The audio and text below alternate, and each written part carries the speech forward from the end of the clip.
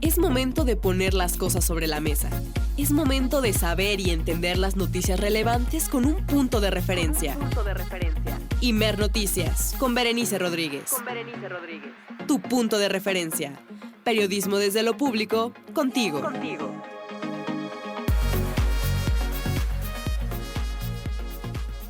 Muy buenas tardes, es lunes 27 de julio de 2026, es la 1 en punto, hora del centro de nuestro país y estás escuchando Imer Noticias, tu punto de referencia. Yo soy Berenice Rodríguez y si nos lo permites estaremos como siempre contigo acompañándote durante las próximas 2 horas con toda la información que necesitas para estar informada, informado o informade. El día de hoy queremos que nos ayudes a contestar la pregunta del día, que es ¿cuánto tiempo le dedicas o pasas a las redes sociales al día? Es decir, diario. ¿Cuánto tiempo estás, ya sea por trabajo o por entretenimiento, para convivir? Pero ¿cuánto tiempo pasas adentro de estas plataformas virtuales? Queremos leerte a través de las redes de Imer Noticias y también en el 55 66 31 24 27. Más adelante estaremos platicando acerca de este tema. Por lo pronto arrancamos con la agenda del día de hoy.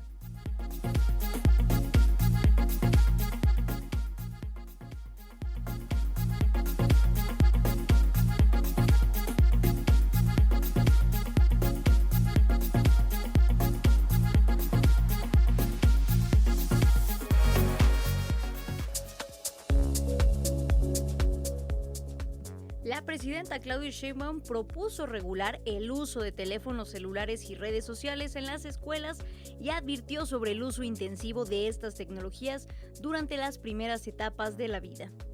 Decirle a mamás y papás y a los propios adolescentes, mira, el estar scrolleando todo el día, 5 horas, 6 horas, pues puede tener efectos en el crecimiento o en la maduración de tu cerebro. Y después provocarte ansiedad, depresión, problemas, incluso problemas cognitivos, sobre todo si son muchas horas. Madres y padres de familia y aspirantes no seleccionados a una licenciatura de la UNAM marcharon en Ciudad Universitaria el día de hoy para denunciar el probable uso de inteligencia artificial para hacer trampa en el examen de selección. Los ingresos tributarios en la Ciudad de México aumentaron 9.5% a tasa anual, alcanzando 67.922 millones de pesos. La jefa de gobierno de la Ciudad de México, Clara Brugada Molina, resaltó que el alza en ingresos se logró sin aumento de impuestos. Alcanza para más porque no hay despilfarros ni privilegios y tampoco hay corrupción. Estamos construyendo una ciudad financieramente fuerte. Los incendios forestales en España ya han consumido casi 77,000 hectáreas y ha obligado a evacuar o confinar a más de 90,000 personas. El jefe de gobierno español, Pedro Sánchez, convocó a acordar un pacto de Estado frente a la emergencia climática. Y en nuestra conversación del día de hoy, lunes 27 de julio, hablaremos por supuesto sobre el impacto del uso de las redes sociodigitales y el desarrollo de las juventudes. Iniciamos.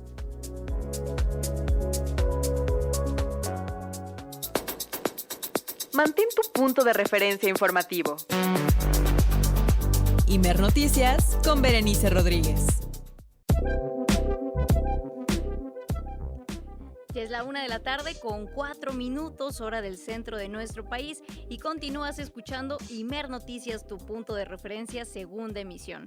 Como siempre queremos que te pongas en contacto con nosotras y nosotros, y para ello puedes hacerlo, te lo recuerdo, a través de nuestras redes sociales.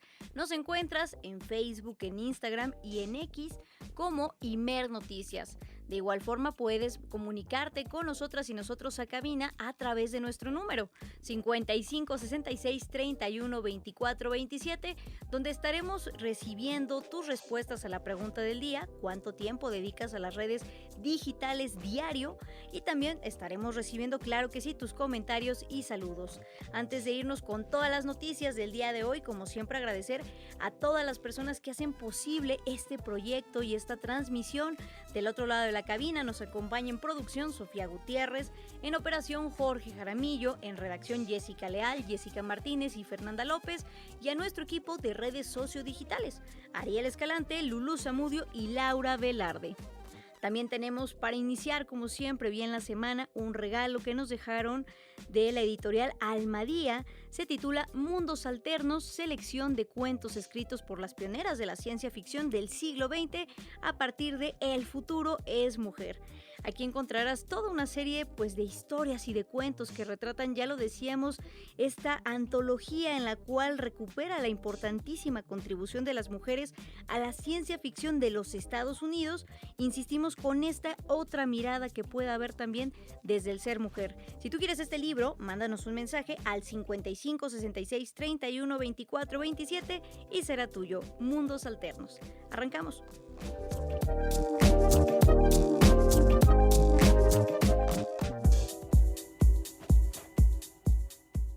Durante la conmemoración de la revolución en Cuba, el presidente Miguel Díaz-Canel hizo un llamado específico a las juventudes de la isla para mantenerse en pie frente a las constantes agresiones que se viven por parte del gobierno de Estados Unidos. Pero, ¿cuál ha sido el impacto del bloqueo que se ha prolongado durante casi 70 años en los estudios, la vida cotidiana y sobre todo el futuro de la juventud cubana? Bueno, nuestro compañero Rafael Burgos nos cuenta sobre este impacto de esta medida, el bloqueo criminal, ya decíamos, de Estados Unidos. Escuchemos. El bloqueo impuesto por Estados Unidos contra Cuba es una realidad palpable en la vida diaria de los cubanos, con consecuencias profundas y duraderas. Entre los sectores más afectados se encuentra la juventud, aquellos que están en la edad de los sueños y de la construcción del futuro. Esta política coercitiva intenta coartar las aspiraciones de las nuevas generaciones, condicionando su desarrollo desde el nacimiento. El presidente cubano Miguel Díaz-Canel reflexionó sobre el impacto generacional de esta medida durante su discurso el domingo por el aniversario de la revolución. Hemos vivido, yo siempre digo, todas las generaciones de cubanos que nacimos en los primeros años de la revolución, hasta las más actuales, nuestros nietos, nuestros hijos, nacimos y vivimos bloqueados. Y nacimos bajo los signos de esa asfixia económica. Siempre hemos tenido carencias, siempre hemos tenido dificultades complejas, siempre hemos tenido que funcionar en medio de vicisitudes y de imposiciones y de presiones que no se le imponen a nadie en el mundo, y mucho menos de una manera tan prolongada. Sus impactos son concretos. Dificulta el acceso a materiales educativos y a programas de intercambio académico. Complica la conexión a Internet y a plataformas digitales. Obstaculiza los recursos para emprender e innovar. Restringe la participación en eventos internacionales y genera un ambiente de incertidumbre que afecta el bienestar emocional de los más jóvenes. Pero quizás el impacto más fuerte es el estímulo de la emigración de jóvenes talentosos, que se ven obligados a buscar oportunidades fuera de sus fronteras. El motor de esta bajada poblacional es la emigración. Según la Oficina Nacional de Estadística e Información, solo en 2025 abandonaron la isla 246.264 cubanos. Es un éxodo sin precedentes que superó a cualquier otra variable y que hoy sencillamente define el futuro de Cuba. Para Imer Noticias, Rafael Burgos.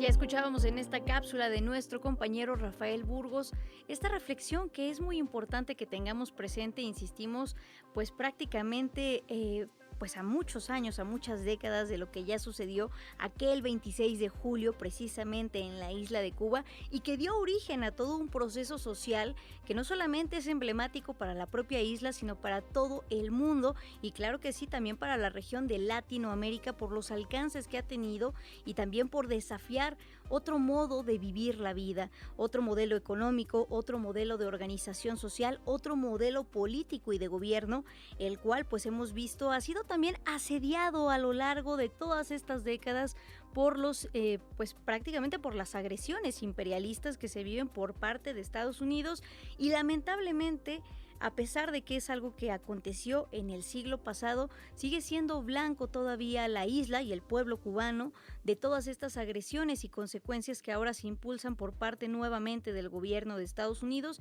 y que por eso precisamente es importante traer a la mesa esta reflexión de qué ha pasado también con la identidad y la memoria que nos ha dejado precisamente la Revolución Cubana a todo el mundo y a todos los movimientos progresistas y de izquierda prácticamente, porque insistimos, se volvió un parteaguas prácticamente de cómo hacer otro tipo de política y también un movimiento social armado que terminó inspirando a otros movimientos en las latitudes de Latinoamérica. Recordemos después que vinieron varias revoluciones tomando como ejemplo precisamente lo que aconteció en la isla de Cuba y que todavía parecería que es una conversación para algunos bastante rebasada y en realidad no.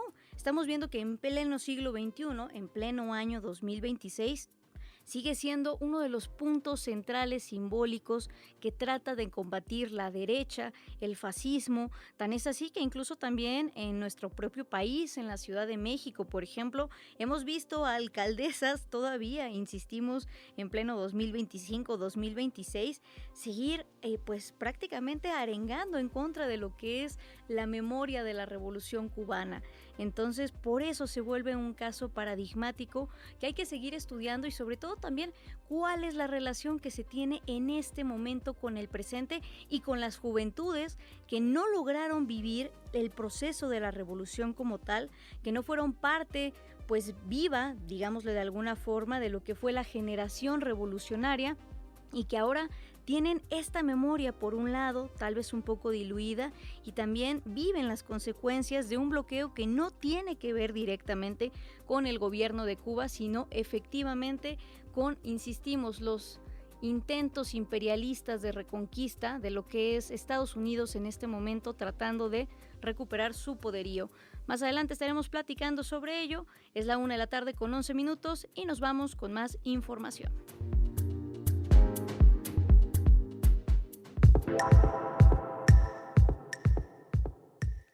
Es una decisión de la UNAM, afirmó la presidenta Claudia Sheinbaum sobre la polémica del examen de admisión a licenciatura de la universidad. Al subrayar el carácter autónomo de la máxima casa de estudios, expresó su confianza en que las autoridades universitarias buscarán la mejor solución para dar certidumbre a las y los jóvenes aspirantes. Todos los detalles con nuestra compañera Sofía Cruz. Sofía, buenas tardes. ¿Qué tal, Berenice? Buenas tardes, así es. Pues la presidenta Claudia Sheinbaum solicitó a la UNAM resolver pronto el problema originado por la aplicación del examen de admisión para educación superior en línea y por lo que sostuvo y por ello se tuvo que suspender el inicio de los trámites de inscripción y recepción de documentos que iniciaban el día de hoy. Aclaró que no corresponde a la presidenta de la República estar de acuerdo o no con la aplicación del examen en línea o de manera presencial. Eso es algo que dijo deben resolver las propias autoridades de la máxima casa de estudios de México. Vamos a escuchar sus palabras. No puedo yo decir en qué y en qué no estoy de acuerdo. Es una decisión que le corresponde a la UNAM, no a la presidenta de la República. Es una institución autónoma de mucho prestigio. Les ocurrió este problema y tienen que darle una solución. Y confiamos en que buscarán la mejor solución lo más pronto posible para poder dar certidumbre a todos los que quieren entrar a la UNAM. Si bien reconoció que ella no está al tanto de lo que sucedió con este examen, explicó que se requiere que los aspirantes tengan certidumbre en este proceso de ingreso a la UNAM, por lo que espera que todo se resuelva pronto y de la mejor manera. En tanto, el secretario de Educación Pública, Mario Delgado, indicó que ha estado en comunicación con el rector de la UNAM, Leonardo Lomelí, quien le informó sobre la creación del grupo técnico para evaluar la situación y tomar las medidas correspondientes, por lo que indicó que se encuentran pendientes por si acaso requieren algún tipo de apoyo. Sobre el tema del caso de la muerte de la adolescente Dafne Zapata en un campamento de verano en una escuela militarizada en Tamaulipas, el secretario de Educación Pública también dio a conocer que se han detectado 5 casos de escuelas en esa entidad que tiene una educación denominada como militarizada. Sin embargo, explicó que ni la ley, ni la SEP, ni la Defensa Nacional permiten que existan escuelas con este tipo de formación militar, pues la ley protege a las niñas, niños y adolescentes de maltratos y violaciones a sus derechos humanos. Por ello insistió en que este tipo de escuelas no debe existir, por lo que ya se inició una inspección por parte de la SEP y de los gobiernos estatales para revisar que no existan estas escuelas en ningún estado de la República Mexicana, pues contraviene la ley. Escuchamos sus palabras. Porque la Ley General de Educación y la Ley de la Protección de los Derechos de los Niños, Niñas y Adolescentes prohíbe cualquier tipo de maltrato. Entonces no puede permitirse ese tipo de práctica. Sí, es justo el recordatorio que hicimos el viernes, que hagamos una revisión en todo el país para verificar que no hay este tipo de escuelas que ofrezcan aparentemente este tipo de modalidad. Y si bien reconoció que la Secretaría de Educación Pública a su cargo es la encargada de vigilar y que se cumplan todos estos reglamentos y leyes, recordó que las entidades son las responsables de dar los registros de validez oficial educativos, por los que los conminó a vigilar y supervisar de manera exhaustiva estas instalaciones de todos los planteles educativos en las entidades. Berenice, es la información. Muchas gracias, Sofía. Sobre todo, insistimos, nuevamente se pone al centro la agenda que tiene que ver directamente con las juventudes en nuestro país. Ya lo escuchamos también por esto de la UNAM, pero también otros casos como lamentablemente el de Dafne en Tamaulipas. Seguimos al pendiente. Gracias y buenas tardes, Sofía. Buenas tardes, Berenice. Y en otros temas, también la presidenta Claudia Sheinbaum rechazó que la investigación por presunto contrabando de combustibles, conocido mejor como huachicol fiscal, en la que está implicado el exgobernador de Baja California, Ernesto Rufo, tenga un trasfondo político, como acusó el presidente del PAN, Jorge Romero. Recordó que la Fiscalía General de la República, de hecho, tiene pruebas suficientes para sustentar el caso, que no se limitan al exgobernador, sino que abarcan a una presunta red dedicada al contrabando del combustible. Escuchemos. No, falso, absolutamente falso. Y la fiscalía pues dio muchísimas pruebas de este caso, muchísimas, pero además no es solamente el exgobernador, sino por lo menos 8 detenidos de un modelo de contrabando de combustible que es un fraude al Estado mexicano, a las y a los mexicanos. Más información, el Servicio de Control de Inmigración y Aduanas, conocido como ICE por sus siglas en inglés, informó que entregó el pasado 14 de julio a las autoridades mexicanas al ciudadano mexicano David Vargas Rivera, alias El Ocra, señalado como sicario del cártel de Santa Rosa de Lima y presunto operador de alto nivel en el robo de combustible. Vargas Rivera fue arrestado el 12 de enero en Frisco, Texas, y deportado tan solo 2 días después, según informó el propio ICE a través de su cuenta oficial. El sujeto enfrentará cargos por homicidio en México. De acuerdo con la información difundida, el Ocra cuenta con un extenso historial delictivo internacional. Además de su presunta participación en múltiples homicidios en México, había sido arrestado previamente en Canadá por agresión a un oficial y amenazas, y también registra detenciones en el país de Colombia. El ICE compartió imágenes que muestran al detenido en custodia, así como el momento de su entrega a las autoridades mexicanas en un puente fronterizo, donde fue transferido bajo un fuerte dispositivo de seguridad, tanto de agentes de ICE y como elementos de fuerzas mexicanas. Los criminales que creen que pueden esconderse de la justicia en Estados Unidos están muy equivocados bajo la administración del presidente Trump. Eso fue lo que señaló en un comunicado ICE. Y en otras noticias, el consejero del INE, Uckquip Espadas Ancona, propuso que en 2027 haya 2 boletas para la elección de diputados federales, una para legisladores y otra para los plurinominales. Destacó que esta medida sacaría de la clandestinidad esa representación. Toda la información con nuestra compañera Claudia Telles. Claudia, buenas tardes, te escuchamos. Hola, Bere, buenas tardes, un saludo para ti, para el auditorio. Bere, estamos ya a unas semanas de que arranque el proceso electoral federal 2027 y que tendrá como uno de los puntos renovar la Cámara de Diputados, la elección de 300 diputados plurinominales y 200 de representación proporcional, conocidos como plurinominales.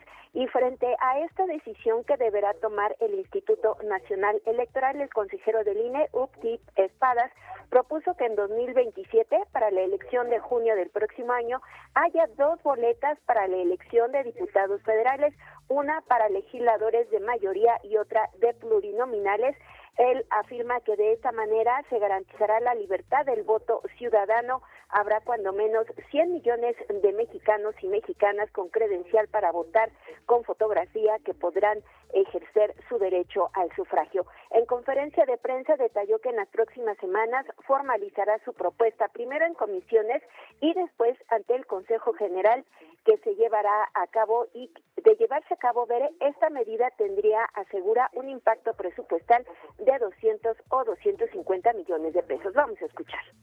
De forma tal que el ciudadano reciba las dos boletas y decida, bueno, por mayoría relativa voy a votar por los candidatos fulana y perengana, y por representación proporcional por la lista del partido tal, que me ofrece que, según el volumen de votos que reciba, entrarán a la Cámara de Diputados menganita, perenganito, sotanita, fulanito. Esto obliga a que los candidatos de representación proporcional sean visibles, es decir, que la gente tenga que saber por quién vota. En conferencia de prensa, el consejero del INE, Upkeep Espadas Ancona, consideró que esta medida sacaría de la clandestinidad a los legisladores plurinominales. Vamos a escuchar. La primera es que sacaría de la clandestinidad la votación de representación proporcional. Hoy por hoy todos votamos por diputados de representación proporcional, pero la gran mayoría de la gente ni siquiera lo sabe porque no es visible. Uno marca la boleta al frente donde están los candidatos de mayoría relativa, automáticamente está votando también por la lista de representación proporcional, pero la inmensa mayoría de los electores no se percata de esto. Algunos sí, porque saben que especialmente cuando uno sufraga por partidos minoritarios, se los digo yo que toda mi vida sufragué por partidos minoritarios, y uno tiene claridad de que lo más probable es que el candidato de mayoría relativa no llegue, pero que algunos de los de representación proporcional sí lleguen.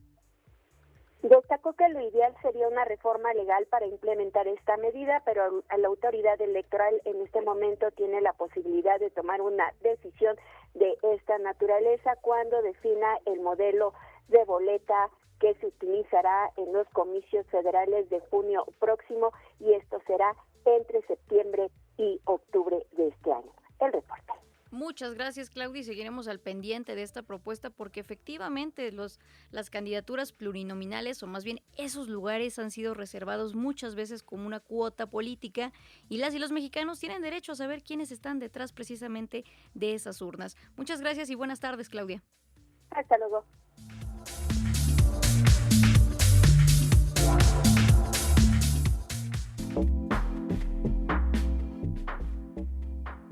Es ya la 1:22 p.m, hora del centro de nuestro país, y continúas escuchando Imer Noticias, tu punto de referencia. Y precisamente como ya traíamos a colación lo que aconteció el día de ayer, 26 de julio, pero de 1953, y para tratar de entender qué eco tiene el día de hoy todavía en las juventudes de la isla cubana, nos enlazamos ahora en Imer Noticias, tu punto de referencia, con Ernesto Teuma. Él es profesor en Teoría Política y Antropología Sociocultural de la Universidad de las Artes de Cuba. Buenas tardes, Ernesto, ¿cómo te encuentras? Hola, muy buenas tardes, encantado de estar por acá y de que me reciban en este día tan especial. Muchas gracias por tomarnos la comunicación, Ernesto, sobre todo porque ya lo platicábamos al inicio de este noticiario, que ¿cuál es el significado que tiene después de tantas décadas, incluso ya habiendo cambiado de siglo, la revolución cubana, en la conciencia de las juventudes actualmente en la isla? ¿Qué significa el 26 de julio de 1953 para los más jóvenes hoy, Ernesto? Bueno, yo creo que hay una clara recepción generacional, ¿no? Si pensamos que Cuba es un país en el cual una de cada 4 o una de cada 5 personas supera los 60 años, para ese 25 o 20% de la población, el 26 de julio está ligado a la experiencia, vamos a llamarla clásica, de la revolución, los años 60, los años 70, los años 80, los años duros y heroicos del periodo especial. Y las generaciones que nacieron después de la crisis, del periodo especial, y que experimentan esta crisis ahora, tienen una relación muy diferente con el 26 de julio. Incluso para la generación que hizo la revolución, el 26 de julio era la imagen de una posibilidad de acción colectiva, de transformación revolucionaria de la realidad, y para las generaciones posteriores era la reafirmación de una victoria, como decía el Che, sobre los dogmas revolucionarios y las oligarquías. Pero mi generación, yo tengo 30 años, todavía tiene el desafío de pensar el 26 de julio en una clave contemporánea, más que en un ritual que nos hace mirar hacia el pasado, realizar para nosotros en este tiempo lo que el 26 de julio significó para las generaciones anteriores, posibilidad y victoria, ¿no? Menos nostalgia y más una proyección hacia el futuro. Y en eso la recepción es mixta, porque si bien hay juventudes que asumen ese desafío, ¿no? Intentar pensar esa posibilidad hoy, hay otras que sencillamente el peso de la crisis los ha hecho mirar con muchísimo más recelo, con muchísima más amargura en algunos casos y con mucha distancia esa fecha tan importante, ¿no? En la historia cubana y latinoamericana. Efectivamente, estos factores que nos mencionas, Ernesto, pues han determinado o influido de manera muy significativa, como ya nos lo platicabas, pues lo que significa la revolución como tal, ya no solamente el 26 de julio, sino la revolución como un horizonte para toda la isla cubana. Pero preguntarte también, Ernesto, efectivamente, ¿todavía se sigue planteando como una plática o dentro de la plática cotidiana, dentro de, pues vamos, la vida día a día de las y los cubanos, el horizonte de la revolución? Es decir, todavía esas claves, vamos, ideológicas, simbólicas y claro que también culturales, siguen formando parte de la sociedad en general. Bueno, la revolución se hizo y se sostuvo para una época y un mundo que lamentablemente ya no están con nosotros. El mundo de la Guerra Fría y sus antagonismos, el mundo de los estados fuertes con amplias capacidades, el mundo del sueño por la soberanía y la descolonización del tercer mundo, un mundo pre-neoliberal, ¿no? Antes de las devastaciones que el capital financiero, los flujos comerciales internacionales y las grandes transformaciones económicas y la violencia extrema contra todos esos sueños y posibilidades de emancipación. Ese es el mundo en el cual la revolución se planteó el horizonte y de hecho la tradición revolucionaria cubana es bastante antigua. O sea, si los cubanos nos planteamos algo desde el siglo XIX hasta el 26 de julio de 1953 y de ahí hasta el 1 de enero del 59 era cómo construir una nación con un Estado fuerte, soberano, de plena justicia social. Y la revolución hasta ese punto era un sueño, ¿no? Para alcanzar eso. Una vez que la revolución triunfa, debe enfrentarse con desafíos diferentes, porque su propia victoria ya cambia el mapa.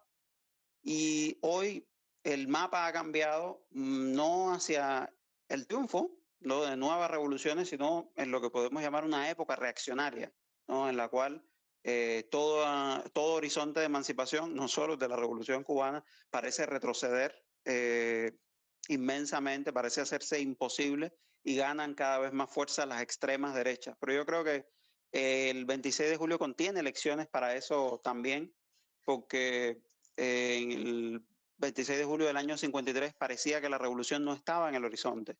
Era el momento más duro de la Guerra Fría en el continente, la reafirmación de Estados Unidos en la región, y sin embargo en esta pequeña isla, la más norteamericanizada de todas las culturas, probablemente de toda esta región latinoamericana y caribeña, surge la posibilidad de algo diferente.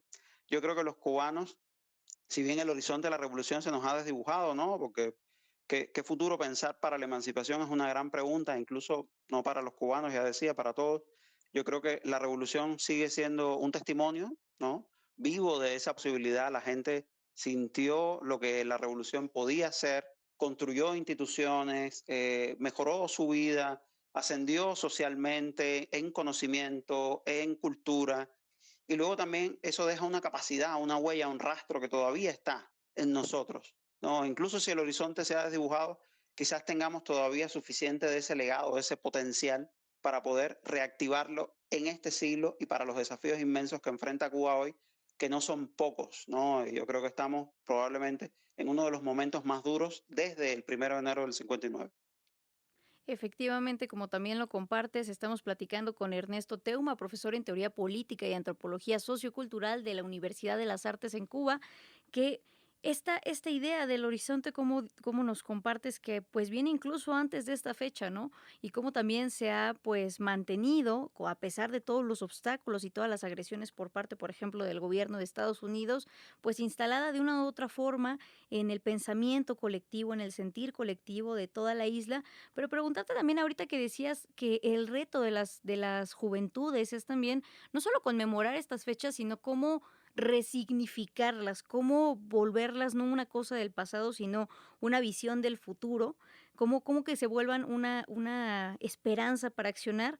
Por ejemplo, ¿qué papel juega los encuentros, esfuerzos que ha tenido el gobierno, como el Coloquio Internacional Patria recientemente, ¿no? También convocando a las juventudes, no solamente de la isla, sino de toda Latinoamérica, a pensar en claves pues del siglo XXI a través de la comunicación, de las redes sociodigitales, de las narrativas, precisamente lo que es el horizonte revolucionario, también tomando en cuenta que gran parte de lo que sustentó el movimiento de Cuba y cómo fue una pues esperanza para todos los movimientos progresistas y revolucionarios de Latinoamérica, la parte cultural, Ernesto. Entonces, ¿qué se está constituyendo de alguna forma, como ya sucedió con Fidel y con todos los años de la revolución, una generación revolucionaria ahora en 2026? ¿O qué falta para ello?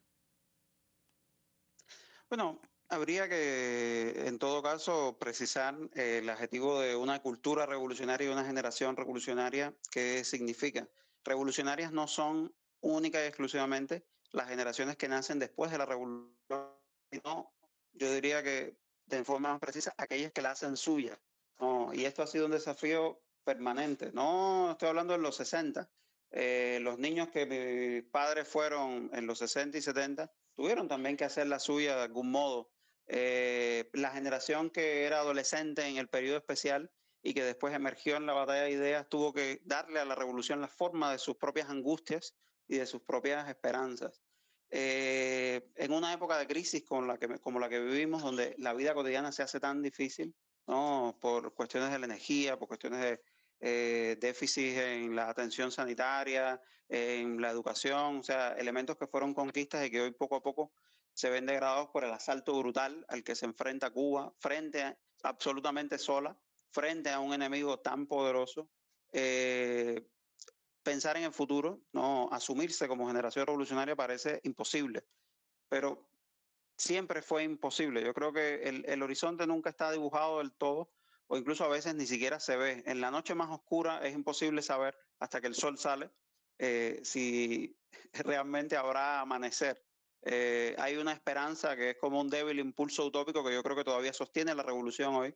Y en estos rituales todavía encontramos ese rezago, ¿no? Yo creo que en este año, que ha sido tan difícil, y lo recalco, en distintos momentos, en el recibimiento de los 32 mártires cubanos caídos, defendiendo el suelo venezolano de la agresión imperialista, incluso el 1 de mayo de este año, debajo de las palabras que hemos dicho toda la vida, ¿no? Y que a veces no expresan de todo lo que somos hoy, late un sentimiento vivo, ¿no? O sea, esa generación revolucionaria que, como decía Lezama Lima, es la generación de Martí, de la que todos los revolucionarios cubanos somos parte. Yo creo que todos los buenos latinoamericanos y caribeños se siente, ¿no? Pero es un sujeto latente, es una mayoría afectiva.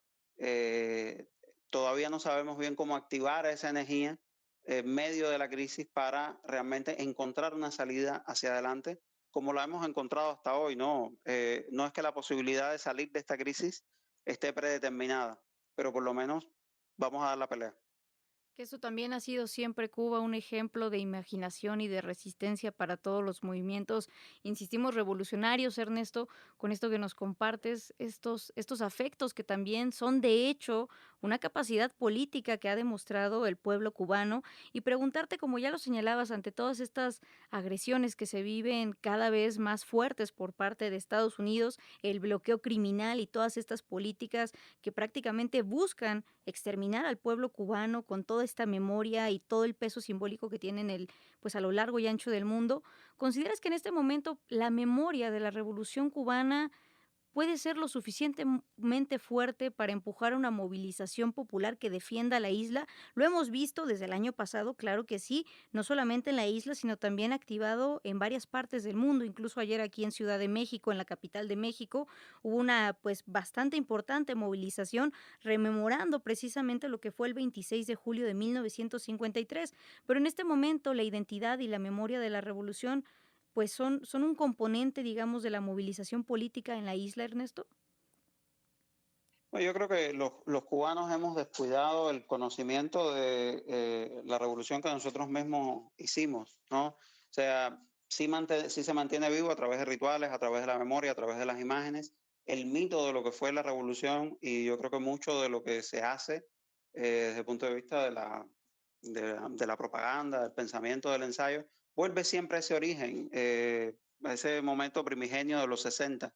Pero yo creo que después de 68 años ha habido mucho camino andado y hay una historia que es una historia vivida, es un testimonio presente, es la historia hecha carne de muchísimas generaciones que de los 60 hasta acá han vivido y construido y experimentado e imaginado la revolución que desconocemos. Entonces, no haber sistematizado esa memoria, no haber hecho todavía la historia de la revolución, nos deja quizá repitiendo imágenes que pierden sustancia en la misma medida que se vuelven rituales, ¿no? Como el poeta Roberto Fernández Retamar, que recientemente se cumplió un aniversario de su fallecimiento, decía, son fechas que quedan vacías, ¿no? O hay un riesgo de que esas fechas queden vacías si no se convierten en el inicio o en el anuncio de nuevas fechas que veremos arder, decía Retamar. Yo siento que hay una zona de la memoria, o sea, la gente recuerda lo que fue, pero todavía no está clara de cómo esa memoria puede convertirse en lo que será, ¿no? En el día siguiente. Y yo siento que en América Latina y en el resto del Caribe vibra la memoria de la Revolución Cubana porque es la posibilidad no realizada de todos los países que no son Cuba, ¿no? Los lugares en los que la revolución o no ha sucedido o fue abortada o no alcanzó el lugar y el momento que alcanzamos nosotros. Yo creo que la soledad de Cuba también tiene muchísimo que ver con esto. Al haber llegado más lejos que nadie, estamos solos frente a un reto y una pregunta que solo nosotros podemos responder. Y solo podemos responder desde nosotros mismos, desde la historia que tenemos, desde lo que pudimos y no pudimos hacer. Esa soledad que mencionas es muy importante, Ernesto, sobre todo ya lo decías, porque ante las adversidades que se viven actualmente, pues, ¿dónde está la solidaridad internacional? Pero también este llamado que haces, ¿a dónde está incluso el rescate de la memoria y el trabajo político que se tiene que hacer con toda esta, pues, historia que de hecho es lo que forma a las y los cubanos, es lo que es parte constitutiva del pueblo cubano y que hoy en día el reto es cómo recuperarlo y que ese reconocer de dónde venimos se vuelva también el nuevo horizonte o que marque hacia dónde caminar. Ernesto Teumo, agradecerte muchísimo esta conversación con toda la audiencia de Imer Noticias desde México y también un abrazo hasta la isla para todo el pueblo cubano. Muchas gracias y buenas tardes, Ernesto. Muchísimas gracias a ti y a todo Imer y gracias por la oportunidad de compartir un poco del pensamiento, la vitalidad de la revolución cubana hoy en este momento tan desafiante. Y nada, viva Cuba Libre, venceremos. Viva Cuba Libre. Gracias, Ernesto. Hasta luego.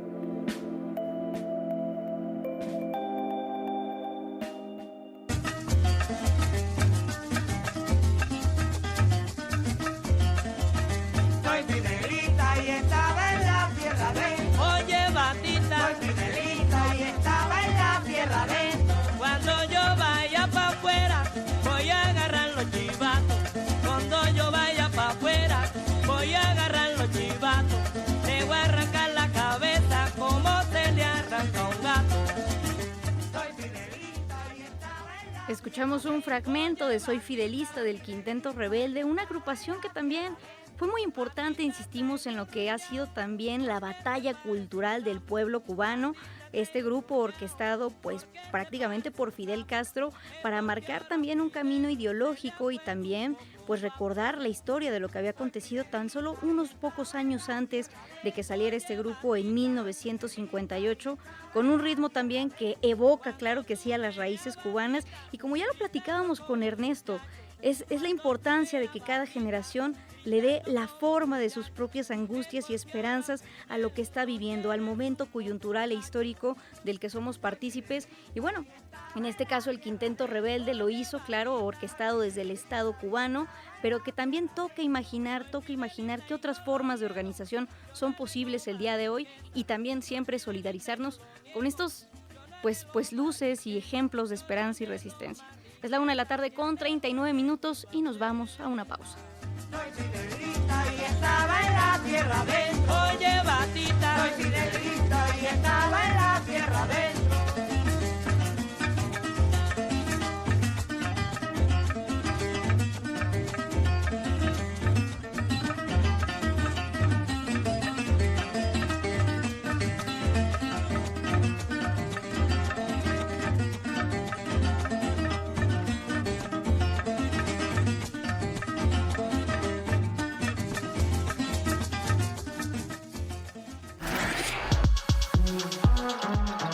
Para que el ruido informativo no te confunda, necesitas un punto de referencia. Imer Noticias con Berenice Rodríguez. Tu punto de referencia. Estamos de regreso en Imer Noticias, tu punto de referencia, siendo ya la 1:44 p.m. y como siempre queremos estar contigo, leyéndote y escuchándote, y para ello puedes ayudarnos a contestar la pregunta del día, que es: ¿cuánto tiempo pasas o le dedicas a las redes sociales en un día? Porque muchas veces sucede que entramos de pronto y decimos 5 minutos y cuando nos damos cuenta ya pasaron 40, 30 o hasta 1 hora o más inclusive, que estamos pegados a estas plataformas digitales que, como ya lo hemos conversado muchas veces también aquí en Imer Noticias, pues tiene un componente, pues vamos a decirlo de alguna forma, planeado por parte de estas plataformas, por parte de las empresas que controlan, precisamente para que estemos enganchados y pasemos más tiempo en estas redes. Pero escríbenos tu respuesta al 55 66 31 24 27 o bien escríbenos a través de las redes sociales, Facebook, Instagram y Twitter. Nos encuentras como Imer Noticias. Continuamos con la información.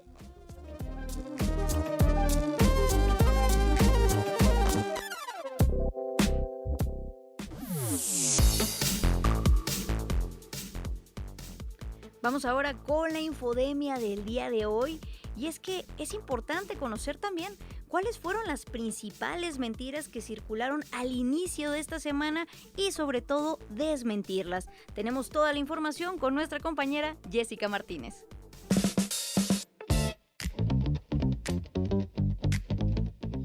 No todos cuentan la versión completa de la información. La Secretaría del Trabajo y Previsión Social señaló que es imprecisa la información publicada por el periódico El Economista sobre una supuesta pérdida de 293.227 puestos de trabajo en el primer semestre de 2026. En el texto periodístico, el dato de la pérdida de plazas mencionado corresponde a una comparación entre diciembre de 2025 y junio de 2026. Sin embargo, para conocer el comportamiento de la ocupación durante el primer semestre, se debe comparar enero con junio de 2026. Por lo tanto, la dependencia federal puntualizó que en el texto se están comparando periodos distintos para la medición que pretenden describir. En redes sociales se divulgó una versión falsa en la que afirman que personal del Hospital General Dr. Agustín Ojorán le negó la atención médica a un paciente. El IMSS Bienestar negó las acusaciones y puntualizó que desde la llegada del paciente se le brindó la atención conforme a los protocolos médicos. Sin embargo, durante el proceso de atención, el paciente decidió abandonar voluntariamente la unidad médica, pese a las indicaciones del personal. Horas más tarde regresó y ya cuenta con cirugía programada.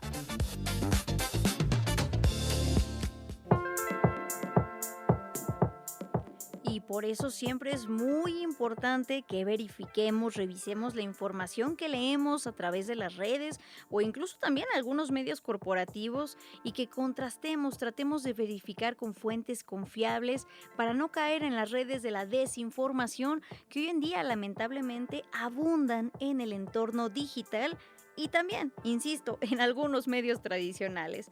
Pero ahí la información con nuestra compañera Jessica Martínez. Y te recuerdo también que el día de hoy tenemos un libro para ti que se titula Mundos Alternos, que es una selección de cuentos escritos por mujeres pioneras en la escritura de la ciencia ficción del siglo XX, de la editorial Almadía, el cual pues puedes encontrar aquí a través de Imer Noticias, tu punto de referencia. Si tú quieres este libro, mándanos mensajito al 55 66 31 24 27 y será tuyo, porque como dice el libro, el futuro es mujer. Continuamos con la información.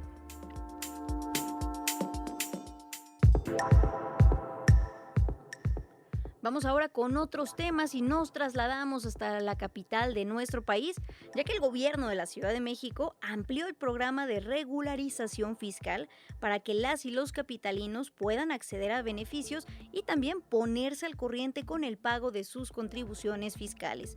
Todos los detalles con nuestra compañera Guadalupe Franco. Guadalupe, buenas tardes.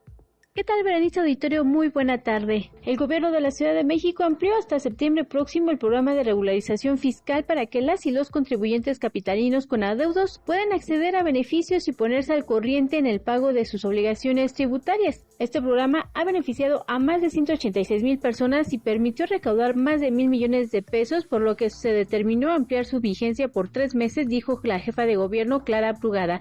Vamos a escuchar sus palabras. La inversión en bienestar creció 23% en comparación con el año pasado. Así hemos logrado ampliar progresivamente el impacto en los programas sociales. La campaña de beneficios fiscales de este año ya ha llegado a los bolsillos de 3.6 millones de personas. Al presentar el informe de las finanzas públicas correspondiente al primer semestre de 2026, la jefa de gobierno destacó que la inversión en programas de bienestar aumentó 23% respecto al año anterior, lo que ha permitido ampliar el alcance de los programas y apoyos sociales en los y los capitalinos. Escuchemos. Hoy por eso anunciamos que, considerando el éxito de este programa, extendemos 3 meses el programa de regularización fiscal para que la población que tiene ciertos adeudos pueda aprovechar este programa y regularizarse y sobre todo ir al corriente en sus pagos de sus obligaciones tributarias. 3 meses hasta septiembre. De acuerdo con el informe, la inversión pública ejercida en la ciudad superó los 17,000 millones de pesos, es decir, un alza de 136% respecto al mismo periodo de 2026. Además, los ingresos locales superaron los 183,000 millones de pesos, 12% más de lo previsto en la Ley de Ingresos. Por último, la jefa de gobierno destacó que la deuda pública en la ciudad mantiene una tendencia descendente con una reducción real acumulada de 8.4% desde 2018. Berenice Auditorio, mi reporte. Muchas gracias, Guadalupe, sobre todo porque son buenas noticias, insistimos, para que las y los capitalinos puedan regularizarse a través de sus contribuciones fiscales y con ello nuevamente apoyar a todo lo que es la redistribución de este dinero del erario a través de diversos programas y obras y demás que se requieren para el funcionamiento de toda la capital. Continuamos.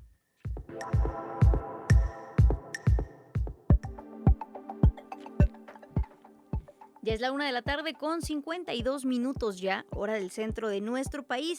Y vamos con otros temas que hemos explorado pues de manera bastante recurrente en este espacio Imer Noticias, tu punto de referencia, ya que tienen que estar en el centro de la conversación.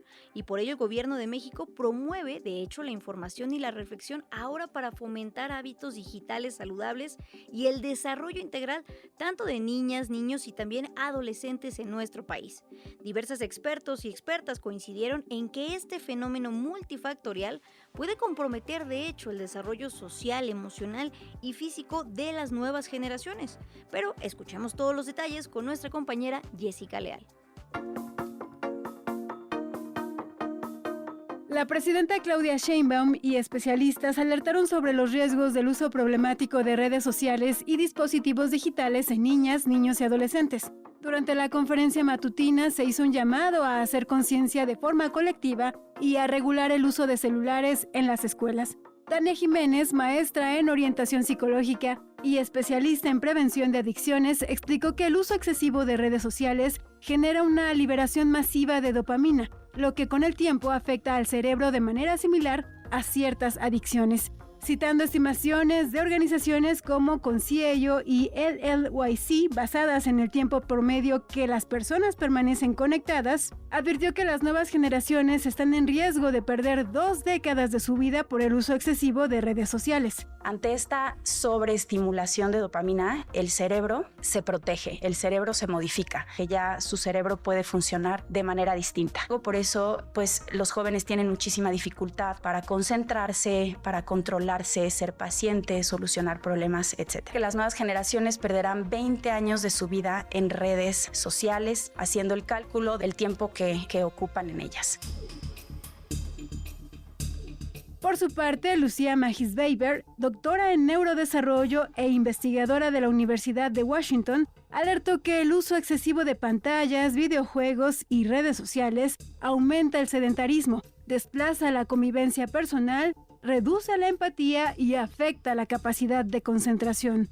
Un uso constante de plataformas refuerza conductas automáticas, hábitos poco saludables que, como ya comentaban, en un pequeño grupo vulnerable de adolescencia se puede convertir en adicción. Nos lleva a este nuevo concepto del estrés digital. Con mayor tiempo frente a una pantalla en la adolescencia hay un adelgazamiento de distintas zonas del cerebro. Sabemos que un uso constante de tecnología pues hace una erosión de nuestra atención. Normalmente hace 20 años podíamos pasar 2 minutos y medio frente a una pantalla haciendo una tarea. Ahora pasamos 47 segundos antes de distraernos. Sabemos que más uso de pantallas nos lleva a más distracción, cambios frecuentes entre una tarea y otra, más errores, más frustración, más estrés y esfuerzo.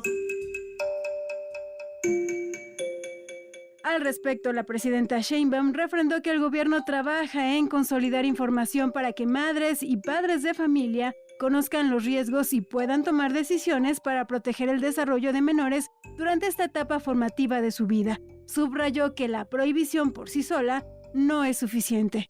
Estamos consolidando esta información de tal manera que esté disponible para madres y padres de familia y que entre todas y todos tomemos una serie de decisiones para proteger a niñas, niños y adolescentes en esta etapa formativa de su vida, en donde el uso excesivo de las redes sociales, del teléfono celular, pues puede tener implicaciones para el resto de su vida, pues son implicaciones en general para el desarrollo del país. Si nosotros nada más hubiéramos dicho se prohíben los celulares en las escuelas, nueva ley, ¿dónde está el proceso de discusión, de aprender cuáles son los impactos del exceso de uso de celulares y redes sociales en las y los niños, los adolescentes y los adultos también? Para Imer Noticias, Jessica Leal.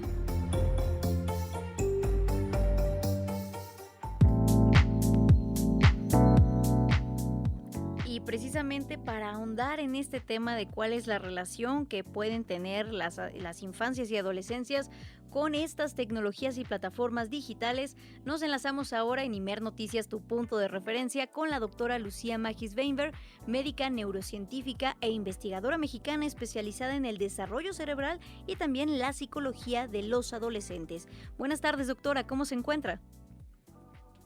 Buenas tardes, Berenice, gusto en saludarte.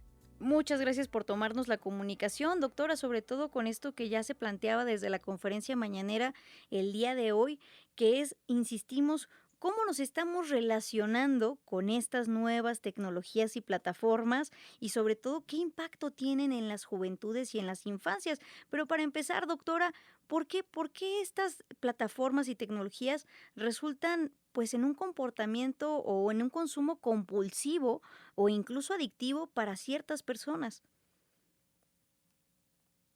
Bueno, justo estamos viendo que parte del diseño de estas plataformas que compiten una con la otra en capturar nuestra atención y poder también documentar nuestros datos personales consiste en quién tiene la plataforma más atractiva, ¿no? Entonces, en el diseño de estas plataformas se han usado recetas que, por ejemplo, antes se han usado en casinos. Por ejemplo, hablamos de las recompensas variables, ¿no? Esto de que uno entra a una red social y de repente no tienes notificaciones y de repente empiezan a aparecer. Sabemos que ese tipo de recompensas generan mucha persistencia en la conducta. También, por ejemplo, usan otras técnicas también del marketing, ¿no? Como colores muy brillantes, compartirte cuáles de tus amigos o amigas están viendo el contenido que tú estás viendo, ¿no? Entonces sabemos que estas plataformas sí están diseñadas para apelar a procesos pues muy, muy humanos, pero sobre todo hay más susceptibilidad en infancias y en adolescencias, en parte por cómo se está desarrollando el cerebro y su psicología. ¿Cuáles serían los riesgos de efectivamente, doctora, como ya lo decía, por todos estos factores que están de facto diseñadas estas plataformas, cuáles serían los riesgos que tendríamos al desarrollar pues una relación dañina, una relación, insistimos, que tenga componentes de riesgo? Claro, hablamos del esquema de las 4 Cs, propuesto por Livingston y colaboradoras, en lo cual se plantea que para infancias y adolescencias hay riesgos en términos del contenido que están consumiendo, ¿no? Contenido que no es apropiado para la edad, donde hay violencia, donde hay contenido no apropiado para menores y desinformación también, por supuesto. La segunda C serían los riesgos de contacto, en el cual personas adultas malintencionadas pueden hacerse pasar por tu amigo en línea y tratar de contactar a menores, ¿no? El famoso grooming. También hablamos, la tercera C son los riesgos de conducta, ¿no? En la cual son riesgos que nos preocupan entre pares, y ahí podríamos poner, por ejemplo, pues todos estos conflictos que pasan en línea, que en ciertas ocasiones crecen a ser, pues ya más el ciberacoso o el ciberbullying. Y por último, los riesgos de contrato o comerciales, ¿no? Estamos en estas plataformas que están basadas en la economía de la atención, en la cual no estamos pagando con dinero para usar muchas de ellas, estamos pagando con nuestra atención y los datos personales. Y bueno, para abrir cualquiera de estas plataformas tenemos que firmar estos términos y condiciones, y hay que preguntarnos realmente si niños, niñas y adolescentes están entendiendo a lo que están consintiendo, ¿no? Cuando crean sus cuentas. Y entonces, pues están esos 4 riesgos, y los otros riesgos son qué están desplazando las pantallas, ¿no? Sabemos que para un adecuado desarrollo necesitamos físicamente, necesitamos dormir bien, hacer ejercicio, alimentarnos sanamente, evitar sustancias. Sabemos que las pantallas compiten con todas estas actividades saludables, desplazan la convivencia en persona. Entonces, más allá de preocuparnos por qué estamos haciendo en pantalla, es qué no estamos haciendo en nuestra vida fuera de línea por estar en línea.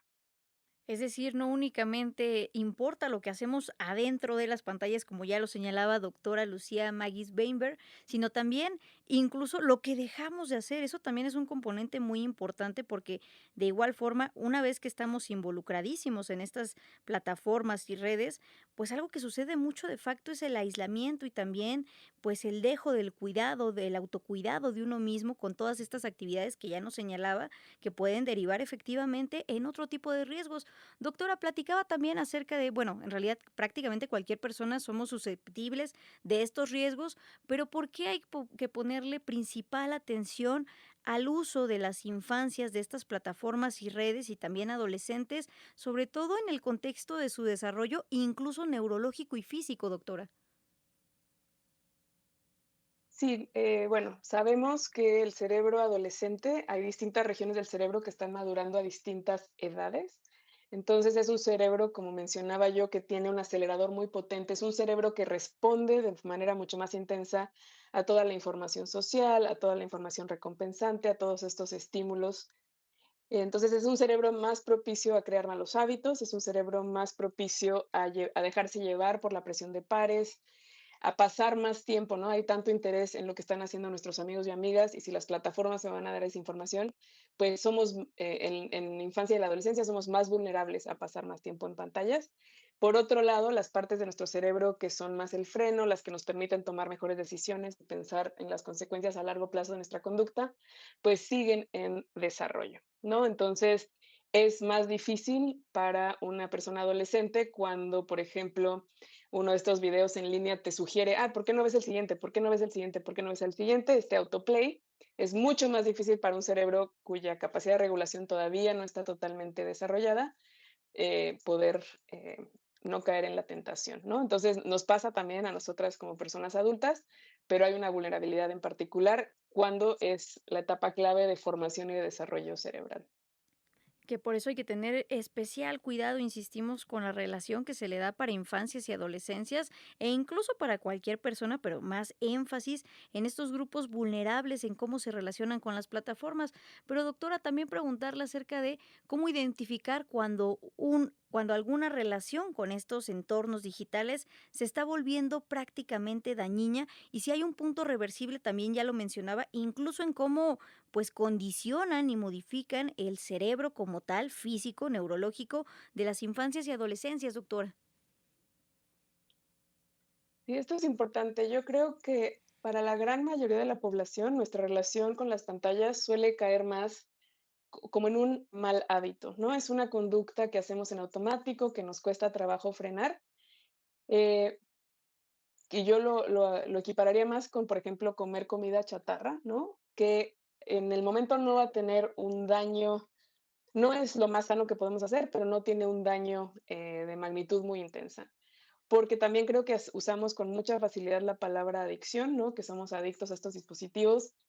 Y yo creo que eso es, bueno, hemos medido en nuestro trabajo que eso pasa solo quizás en el 7% de la población, ya cuando hay un uso más de corte problemático, en el cual sí vemos un grado de disfunción preocupante, ¿no? En personas que tienen ya un uso como tal problemático, vemos que, por ejemplo, dejan totalmente de hacer la tarea, dejan de socializar, no ven a nadie por estar adentro de su habitación jugando videojuegos o usando estas pantallas, ¿no? Dejan de comer, dejan de conectarse con sus propias necesidades, ¿no?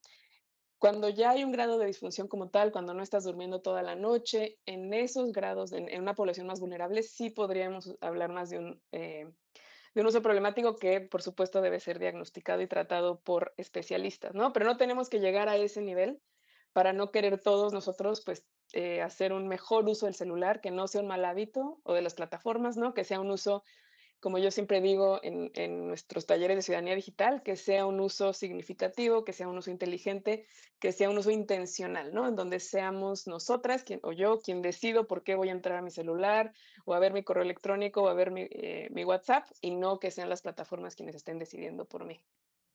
Eso es importantísimo, ya que es una recomendación que hay que tener siempre presente quién está utilizando a quién.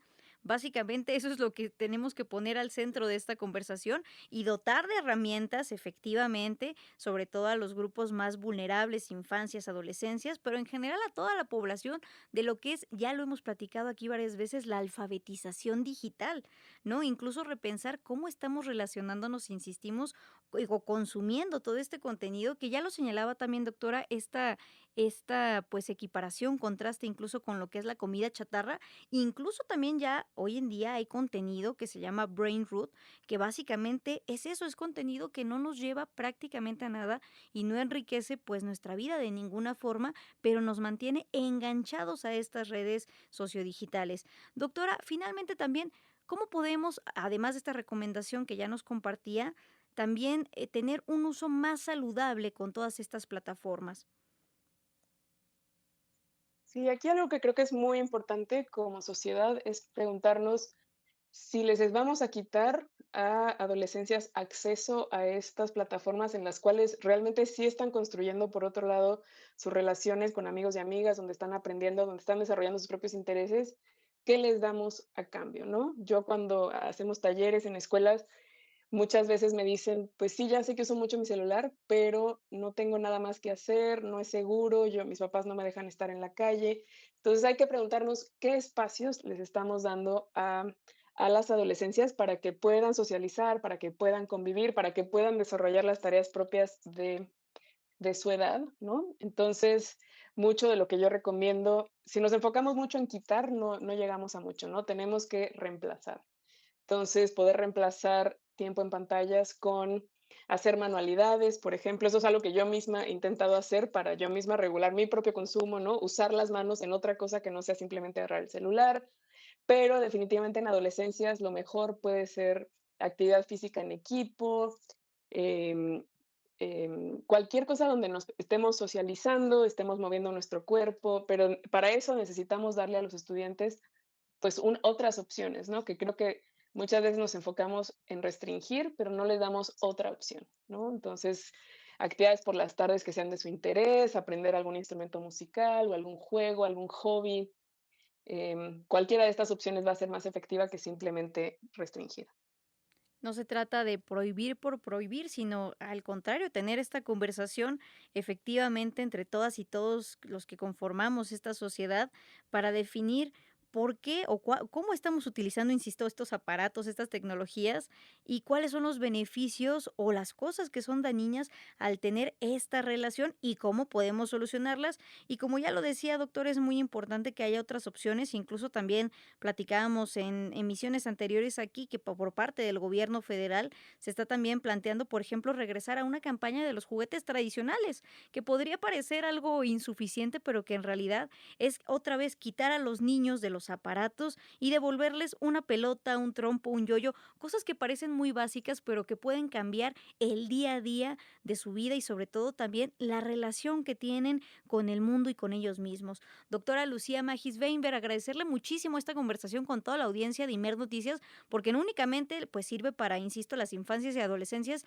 sino prácticamente para cualquier persona que seamos usuarias de estas redes. Muchas gracias y buenas tardes, doctora. Muchísimas gracias por la invitación. Gracias.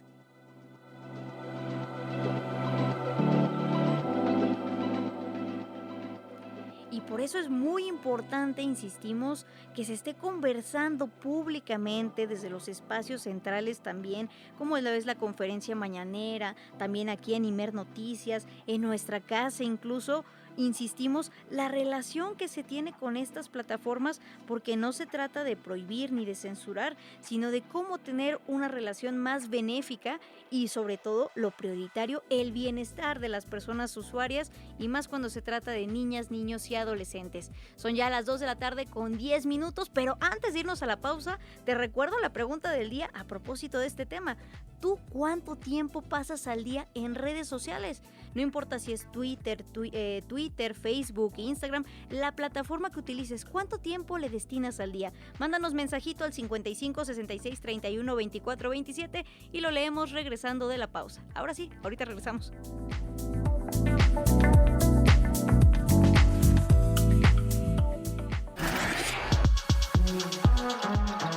Para que el ruido informativo no te confunda, necesitas un punto de referencia. Imer Noticias con Berenice Rodríguez. Tu punto de referencia. Estamos de regreso en Imer Noticias, tu punto de referencia, y queremos leerte desde donde nos estás sintonizando el día de hoy, lunes 27 de julio, ya sea desde Fusión, desde Tijuana, desde Yucatán FM, desde Ciudad Juárez con Órbita o de la Ciudad de México con Horizonte o la XCB, la B Grande de México. Como sea, te mandamos un fuerte abrazo y saludo desde donde sea que nos estés sintonizando, o bien también si nos estás escuchando a través de la plataforma noticias.imer.mx, mándanos mensaje al 55 66 31 24 27 porque queremos leerte y escucharte, y también a través de nuestras redes sociales nos encuentras, te recuerdo, como Imer Noticias, tanto en Facebook, en Instagram y también en X. Y bueno, también si tienes Threads o Hilos, que es una aplicación subsecuente de Instagram, ahí también nos encuentras como Imer Noticias. Son ya las 2 de la tarde con 16 minutos y vamos con más información.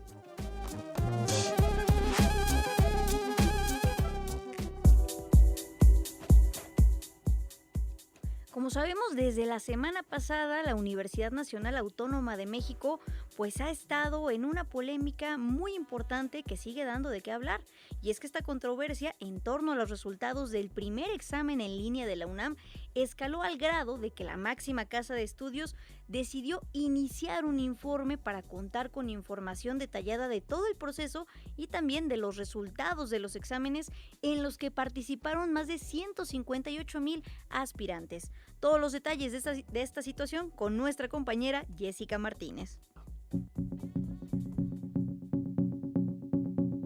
Este lunes 27 de julio deberían haber iniciado las inscripciones para el nuevo ciclo escolar en la Universidad Nacional Autónoma de México. UNAM, pero ahora ya no será así. La controversia por las inconsistencias en el examen de admisión en línea mantiene en pausa el proceso de ingreso a la máxima casa de estudios. Hoy, en la Gaceta UNAM, se anunció la elaboración de un informe para contar con información detallada del proceso y de los resultados de la prueba de 120 aciertos que más de 158,000 aspirantes aplicaron para ingresar a una de las 133 licenciaturas. Este informe será elaborado por una comisión técnica en la que participarán expertas y expertos universitarios que desde diversas disciplinas revisarán los datos sobre el procedimiento del examen y los resultados de la convocatoria de ingreso, bajo la promesa de que se llevará a cabo con rigor académico y criterios técnicos.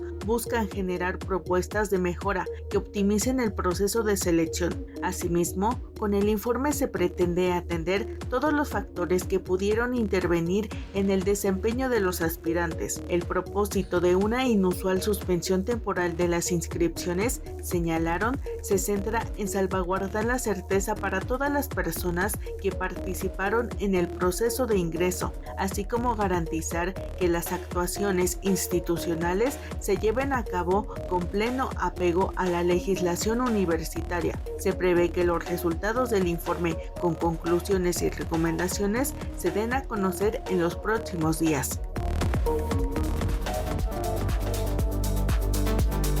Mientras sigue la controversia, aspirantes no seleccionados, quienes exigen transparencia en el proceso, han convocado a una marcha pacífica hacia Ciudad Universitaria. Esto ante los reportes que señalan sobre incrementos en los puntajes mínimos y los promedios de aciertos para ingresar a la UNAM, justo en el primer año en que se llevó a cabo la aplicación del examen 100% en línea, además de denuncias por el presunto uso de inteligencia artificial.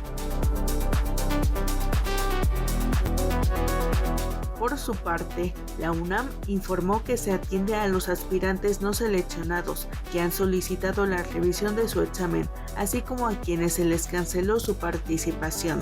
Para IMER Noticias, Jessica Martínez.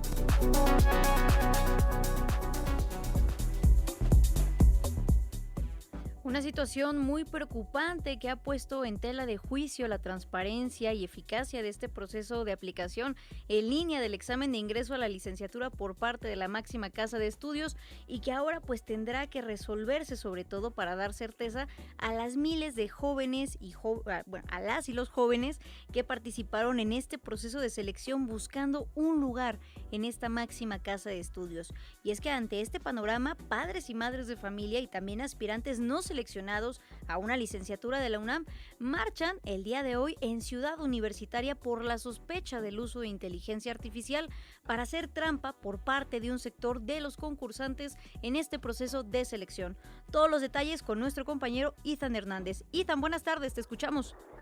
Buenas tardes, Bere. Aquí estamos en las inmediaciones de Ciudad Universitaria, en donde dos contingentes de padres de familia y aspirantes desde Metrobús Ciudad Universitaria y de Metro CU marcharon en las instalaciones de la máxima casa de estudios por la repentina subida de aciertos para las diferentes licenciaturas. Ellos acusaron el uso de la IA para hacer trampa por otros sectores del alumnado durante la aplicación del examen virtual. Recordemos que es la primera ocasión que la Universidad Nacional Autónoma de México aplica este examen de manera virtual. Por ello, bajo el grito de "fuera los tramposos", los alumnos se congregaron para pedir procesos claros a las autoridades universitarias. Los manifestantes expresaron que los puntajes requeridos dispararon en más de 20 aciertos con respecto del año pasado y de máximos históricos, y exigieron un examen presencial para todos los participantes. Escuchamos a Emiliano Ruido, que alcanzó un puntaje de 103, el cual el año pasado sería suficiente para obtener un lugar, pero hoy la carrera de biología que requirió pidió mínimo 106. Pues que vuelvan a realizar el proceso de manera presencial como lo hacían año con año. Yo siento que solamente así se acabarían todas estas polémicas, porque pues fue muy evidente, ¿no? La cantidad de personas que de un año para otro aumentaron más de 100 aciertos y que ahora no pueden seguir un simple instructivo.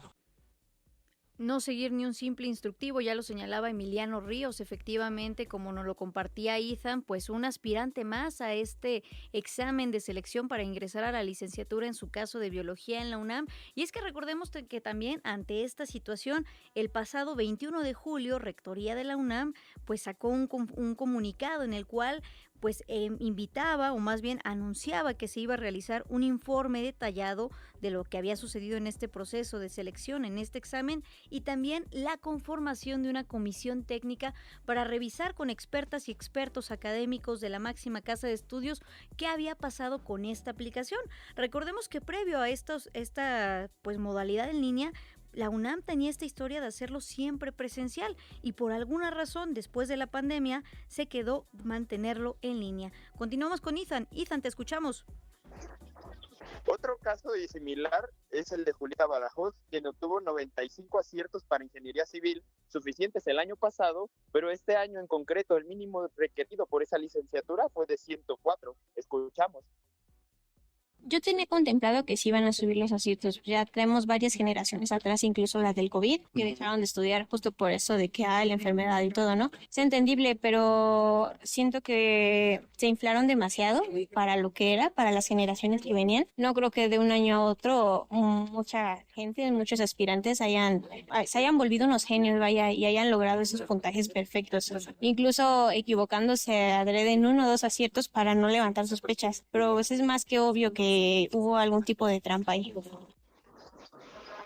Los aspirantes afectados piden a la UNAM respetar los aciertos históricos y organizar una prueba presencial con la vigilancia necesaria por parte de las autoridades competentes para evitar cualquier tipo de trampa.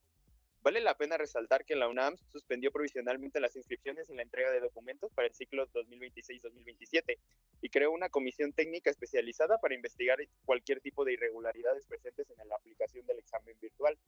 Pero bueno, hasta aquí mi información, Bere. Muchas gracias, Ethan, y seguimos al pendiente porque, insistimos, es el futuro de miles de jóvenes el que está en juego con este examen. Gracias y buenas tardes, Ethan. Seguimos informando desde las calles. Muchas gracias, Ethan, y también les recordemos rápidamente que ahora hay que esperar incluso que haya fechas del trabajo que se va a realizar por parte de esta comisión y por parte de este informe. ¿Cuándo se le va a dar certeza a las familias y a los jóvenes que presentaron este examen? Y también recordar lo que ya señalaban en estos testimonios, que sí, año con año efectivamente ha subido el puntaje dado la alta demanda que hay por ingreso a la UNAM. Sin embargo, lo que sucedió en esta ocasión es que el número de aciertos aumentó de forma desproporcionada, como ya lo escuchábamos en el testimonio de Julieta Badajoz, pues prácticamente casi 10 aciertos subieron de un año al otro, lo cual no se había sostenido históricamente con cómo se hacía y evolucionaba el resultado de este examen año con año. Y otro tema nada más ahí que tendrá que aclararse es también cuánto costó la aplicación de este examen y cuánto ahora se va a tener que destinar si es el caso que se vuelva a hacer un examen de manera presencial. Continuamos con la información.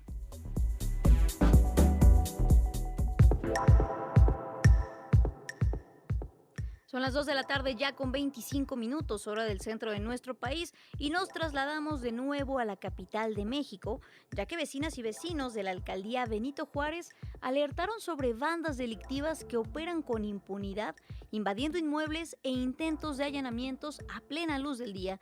Todos los detalles con nuestro compañero David Pérez de Tejada. David, buenas tardes. ¿Cómo están, Bere? Buenas tardes a toda la audiencia. Pues en las últimas semanas los casos de despojo de viviendas han encendido todas las alarmas en la alcaldía Benito Juárez. Desde residencias históricas que resguardan el legado cultural de México hasta intentos de invasión en flagrancia. A plena luz del día, las familias se enfrentan a un modus operandi tan rápido como impune. Uno de los casos más indignantes es el de la familia González Camarena. La propiedad está ubicada en la Colonia del Valle, un inmueble con más de un siglo de historia que perteneció al célebre muralista Jorge González Camarena y que fue incluso refugio de su hermano Guillermo, el inventor de la televisión a color. Pues ya este inmueble fue presa de la delincuencia. Aprovechando que una de las propietarias, una adulta mayor, tuvo que ausentarse temporalmente por una lesión en la cadera, sujetos desconocidos irrumpieron en el domicilio, cambiaron las chapas, instalaron un medidor de luz y comenzaron a modificar el interior con tabla roca. Adriana González Camarena, nieta del artista, ha tenido que alzar la voz no solo para rescatar el patrimonio histórico de su familia, sino ante las amenazas directas que ha recibido por documentar la invasión. Esto comenta. Ya somos varias víctimas, desgraciadamente. El sábado, enfrente de medios, enfrente de policía, enfrente de 50 vecinos, invadieron 2 casas más en la misma calle que dan, y en Gabriel Mancera y en Martín Mendalde. Entonces, este caso está sumamente serio. No es un tema aislado, no es un tema de herencias, que no quieran engañarlos. Y es que el peligro no es solamente en caso de inmuebles históricos, también el caso se suma a intentos de despojo. Hay uno registrado en la Cerrada Matías Romero número 18, también en la demarcación Benito Juárez. Ahí cámaras de seguridad captaron el momento exacto en que una mujer identificada como Virginia N., en compañía de otro sujeto, intentó forzar las cerraduras para ingresar a la fuerza a una casa habitación.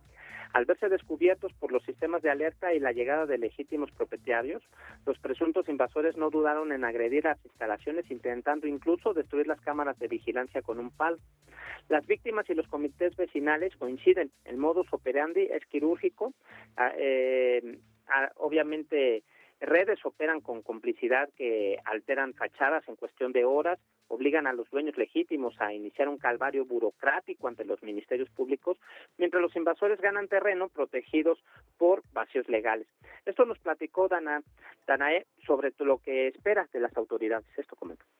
Un diálogo ya lo he tenido con medios y con todo aquel que me he tenido que presentar ante autoridades y demás. Yo creo que mi caso está más que conocido. Las pruebas que hemos emitido yo creo que están más que claras. Yo no le veo algo que le tenga que ver, porque la verdad es que fue a plena luz del día. La persona fue agarrada infraganti y no sé qué otra cosa necesite, ¿no? Ahora, la verdad es que no solamente es mi caso, y yo lo agradezco, no es mi caso como tal, es que esta persona que invadió está ahí en esa cerrada. Entonces, hay varios casos similares. Hay varios casos similares, pero aquí lo que más preocupa como vecino es que esta persona, sabemos dónde está, dónde se resguarda, y las autoridades, a cumplirse casi ya una semana, no han hecho nada. Pasea libremente. Entonces, ¿de qué sirve de que demuestres, compruebes, se acerquen? Sí, o sea, todavía estamos en investigación, pues por lo menos un citatorio, ¿no? Algo que yo sepa, pero a mí no me han mencionado nada ni sabemos nada de eso. Adriana González Camarena insistió en que las autoridades deben hacer su parte. Esperan que la reunión que van a tener el próximo miércoles con la fiscal de la Ciudad de México, Berta María Alcalde, dé una solución a la problemática, pues asegura que la alcaldía Benito Juárez no ha atendido el caso como debería de hacerlo. Esto comentó. El alcalde muy probablemente está mal informado, confundido, ciego, desconozco. Sacaron un comunicado que me parece sumamente humillante. Dicen que es un caso aislado y de una controversia entre particulares. No, señor alcalde. Y le repito, yo no soy de ningún partido. Está muy confundido. Esta es una mafia que está cuidadísima. Es más, te voy a dar un dato, te voy a dar una exclusiva. El día de ayer iba pasando, vencí mi miedo, pasé caminando por Martín Mendalde 928 y en la esquina me topé al camión de la basura de la alcaldía, y la mujer que iba de copiloto, que estaba estacionado ese camión, se mueve tan bruscamente que volteó. ¿Y quién crees que era? La mujer que tiene llaves de mi casa y que tiene invadida mi casa. Cabe mencionar, Bere, que los casos no solo se centran en la colonia del Valle, incluso hay vecinos de Mixcoac que exhiben casos con modus operandi similares, e incluso en contubernio con constructoras. La exigencia a las autoridades de la Ciudad de México y de la Fiscalía por parte de estos vecinos, pues es firme, piso parejo para las víctimas, cero tolerancia a los despojos express y una investigación a fondo que desmantele estas bandas que hoy tienen en la mira los hogares de los capitalinos. Muchas gracias, David, y seguimos al pendiente de esta situación, porque es muy preocupante lo que está sucediendo con vecinas y vecinos en la alcaldía Benito Juárez. Seguimos en contacto. Buenas tardes.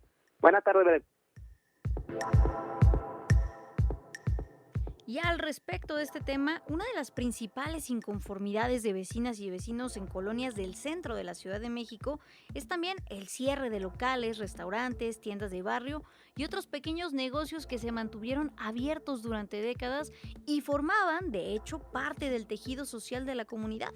Uno de los casos más recientes fue el cierre del emblemático Bar Reforma, ubicado en una concurrida zona de la capital, que tuvo que terminar sus operaciones porque sus dueños ya no pudieron costear el monto de la renta, que aumentó de forma desproporcionada.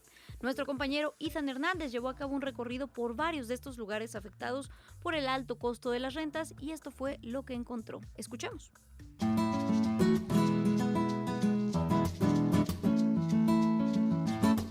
La Reforma de Bucareli era una cantina ubicada cerca del centro de la Ciudad de México. El negocio fue fundado en 1936 y los poetas la llamaban la Catedral del Infrarrealismo, última vanguardia literaria de México. De acuerdo con el dueño, Aristeo Telles, este lugar era visitado por escritores y periodistas de los principales diarios de México, entre ellos Roberto Bolaño, Héctor de Mauleón y Renato Leduc. Sin embargo, cerró sus puertas definitivamente el 9 de julio de 2026 debido a un desalojo por un fuerte aumento de renta. Según Telles, los dueños del lugar pasaron de cobrarle 10,000 pesos a exigirle 70,000 mensuales. Lo que pasa es que estamos en un litigio con los dueños del inmueble, que es una promotora, que se murió el que era el dueño, ¿no? El director de la promotora, y después llegó su hija y se quedó a cargo del negocio y nos quiso subir la renta. Yo le terminé pagando ella 30,000 pesos mensuales. Después me demandó, ya fuimos a ver si podíamos conciliar algo para seguir adelante, pero me quiso subir la renta a 70,000 pesos y no quiso hacer un convenio o algo para que quedara menos. Se aferró a los 70,000 pesos y la verdad el negocio no nos daría como para pagar 70,000 pesos de renta.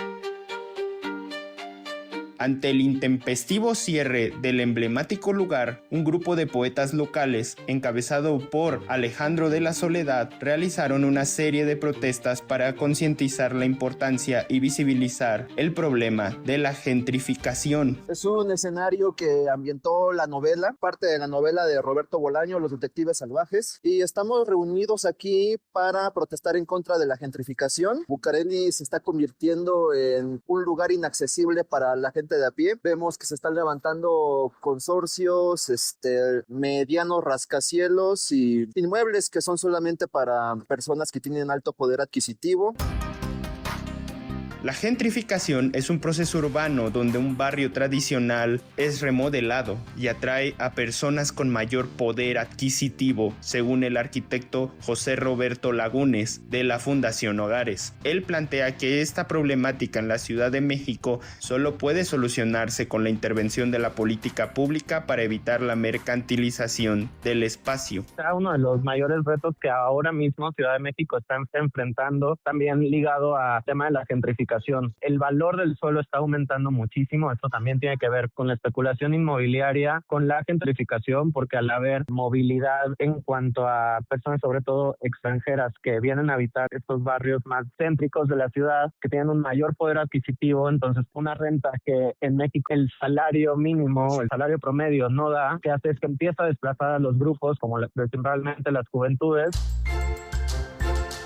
También está la taquería Los Cotorritos, ubicada al oriente de la ciudad sobre Avenida Coyuya, la cual tuvo que cerrar en el año 2016 porque el dinero no alcanzaba para cubrir el aumento de la renta. Javier Rodríguez logró rescatar el lugar y ahora vende en la calle, a 3 cuadras del metro Coyuya. No, del local se fue para abajo el negocio, por un mal manejo, digo, no era mío ese mal manejo. Precisamente pensando en ese caso, en esa situación, pues pedimos permiso a la delegación para que nos dieran permiso de ponernos aquí, para que si algún día pasaba lo que pasó, pues ya no nos quedamos fuera.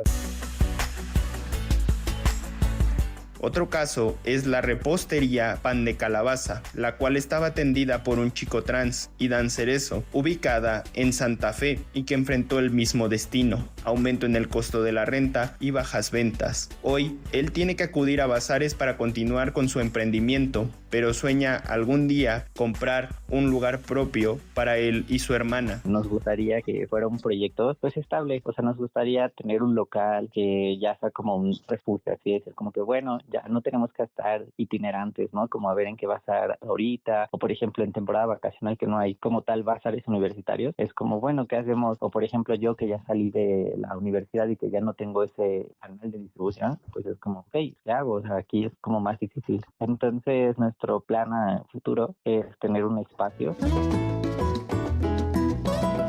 Según el proyecto del Programa General del Ordenamiento Territorial de la Ciudad de México 2020 y 2035, la capital del país expulsa cada año hacia las periferias a más de 20,000 personas de negocios y viviendas. Estas tres historias ponen de relieve una cuestión: el verdadero progreso de una ciudad no se mide por la estética de sus fachadas o la multiplicación de comercios, sino por su capacidad de prosperar sin expulsar a quienes construyeron su identidad histórica. Para Imer Noticias, Itan Balanzar.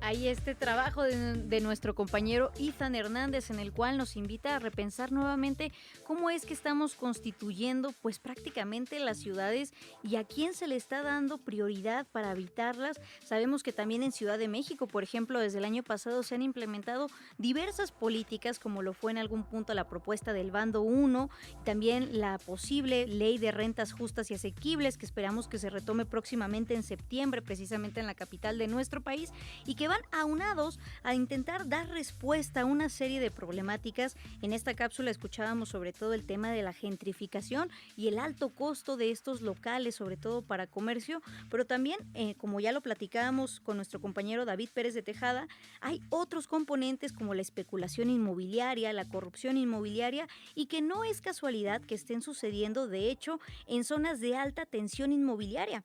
Es decir, donde hay muchos intereses por hacer muchos edificios, por aumentar el costo de vida, por rentar mucho más caro, vender más caro, y que por eso hay que ponerle mucha atención. De hecho, en Ciudad de México, el año pasado, en noviembre de 2025, el Congreso capitalino aumentó las penas por el delito de despojo, también con ciertas agravantes, e incluso se adicionaron métodos de comisión, es decir, cuando se considera este delito de despojo, como lo son la simulación de juicios o de actos jurídicos, e incluso también la suplantación de identidad. Falta también ver cómo se pone en práctica en este momento, ante esta situación cada vez más agravada de las denuncias de despojo, lo que es la Fiscalía contra este delito especial que ya existe en la capital del país, y seguiremos al pendiente de este tema. Son ya las 2 de la tarde con 38 minutos y nos vamos a más información.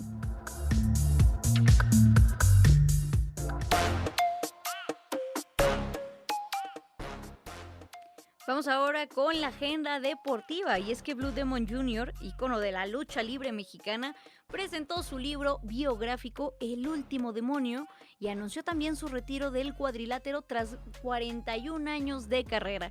Todos los detalles con nuestro compañero Alfonso López. Alfonso, buenas tardes. ¿Cómo estás, Berenice? Qué gusto saludarte. Muy buenas tardes para ti, para todos y todas. Efectivamente, Blue Demon Jr., un ícono de la lucha libre mexicana, el hijo de la leyenda, el hijo adoptivo de la leyenda de la lucha libre, Blue Demon, quien le enseñó todo lo que sabe, y que además el mismo Blue Demon Jr. reconoce que la promesa que le hizo a su padre en vida, por supuesto, fue mantener la leyenda de lo que representaba la máscara de Blue Demon. La máscara de Blue Demon, que junto con la del Santo y la del Mil Máscaras, quizás sean los más importantes, los más icónicos de la lucha libre mexicana. La lucha libre mexicana, que es patrimonio cultural de México y que además es un símbolo de identidad del deporte nacional, el pancracio, que tiene estas características de siempre estar asociado a lo mexicano. En cualquier parte, en cualquier lado, encontrarás siempre una máscara de luchador y siempre estarán presentes precisamente o la del Santo o la de Blue Demon. Lo acabamos de vivir en la Copa del Mundo. Mucha gente iba en el Mundial disfrazados con alguna máscara de algún luchador y la playera de la selección mexicana. Siempre esta identidad de un deporte tan mexicano como es la lucha libre, y que además, por ejemplo, los espacios culturales que tenía en el stand del Zócalo del FanFest, la Ciudad de México, había muchos luchadores y había, por supuesto, la máscara de Blue Demon. ¿Qué representa esto para Blue Demon Jr.? ¿Qué ha representado ser parte de la leyenda y ser parte de la figura de la lucha libre en nuestro país? Vamos a escucharlo. El ser parte de la cultura mexicana es un gran honor que el público me ha hecho serlo, y pues no me queda más que responderles con creces. Y este personaje creo que ha traspasado más que eso. Yo creo que lo he llevado a lugares donde a lo mejor no pensé llegar. Y quiero decirles que uno estando atrás de esta máscara no dimensiona la cantidad de poder que tiene este nombre, la cantidad de responsabilidad que hay. Las palabras de Blue Demon Jr. hablando de lo que representa ser parte de la cultura popular mexicana en este personaje, en esta figura de este luchador Blue Demon. Él, hay que reconocerlo, hablaba de que nunca llegó a la lucha libre. Pues sí, por supuesto, porque entre otras cosas fue el primer mexicano en ganar el campeonato mundial de peso pesado de la NWA a nivel internacional. Presentó también su libro. Tras 40 años de trayectoria de la lucha libre, ha decidido retirarse. Él reconoce que era complicado al principio hacer el libro, lo propuso Oscar Hernández, que fue quien lo escribió, y Blue Demon fue charlando todas sus anécdotas, se fue dando a conocer detalles que él mismo reconoce le dolieron, porque empezó a platicar mucho de su vida personal. Él es, por ejemplo, hijo adoptivo de Blue Demon padre, o de Blue Demon el primer luchador. Conocía que cuando le conoció a su mamá biológica, esto le creó un choque muy, muy fuerte. Atravesó también por una situación muy delicada de salud con el cáncer, y sin embargo todo esto lo pudo superar hasta llegar a la lucha libre, hasta además durante 41 años de carrera mantener la máscara. No la ha perdido, nunca la ha perdido, y ahora ya en esta temporada retiro, porque va a ser una temporada, tendrá todavía algunas funciones para retirarse y decir adiós a la lucha libre, pero dice que ya no va a arriesgar la máscara, que ya ha demostrado en su carrera todo lo que tenía que demostrar, y por lo mismo quiere retirarse siendo parte de la leyenda de la máscara de Blue Demon. Pues parte, Berenice, de lo que ha sido este día, una por momentos también emotiva despedida que daba Blue Demon, porque sí, se le entrecortaba la voz, se ponía muy sensible cuando recordaba sus inicios, cuando recordaba su infancia, y ahora que tiene ya el retiro por delante. Berenice, lo más destacado del momento. Muchas gracias, Alfonso. Sobre todo 4 décadas de carrera, se dice fácil, pero evidentemente no lo es. Y claro que ha marcado también la historia popular de nuestro país, Blue Demon Jr., y esperamos que ese legado siga también pues en toda la sociedad mexicana. Muchas gracias y buenas tardes, Alfonso. Gracias, Berenice. Muy buenas tardes para ti, para todos y todas.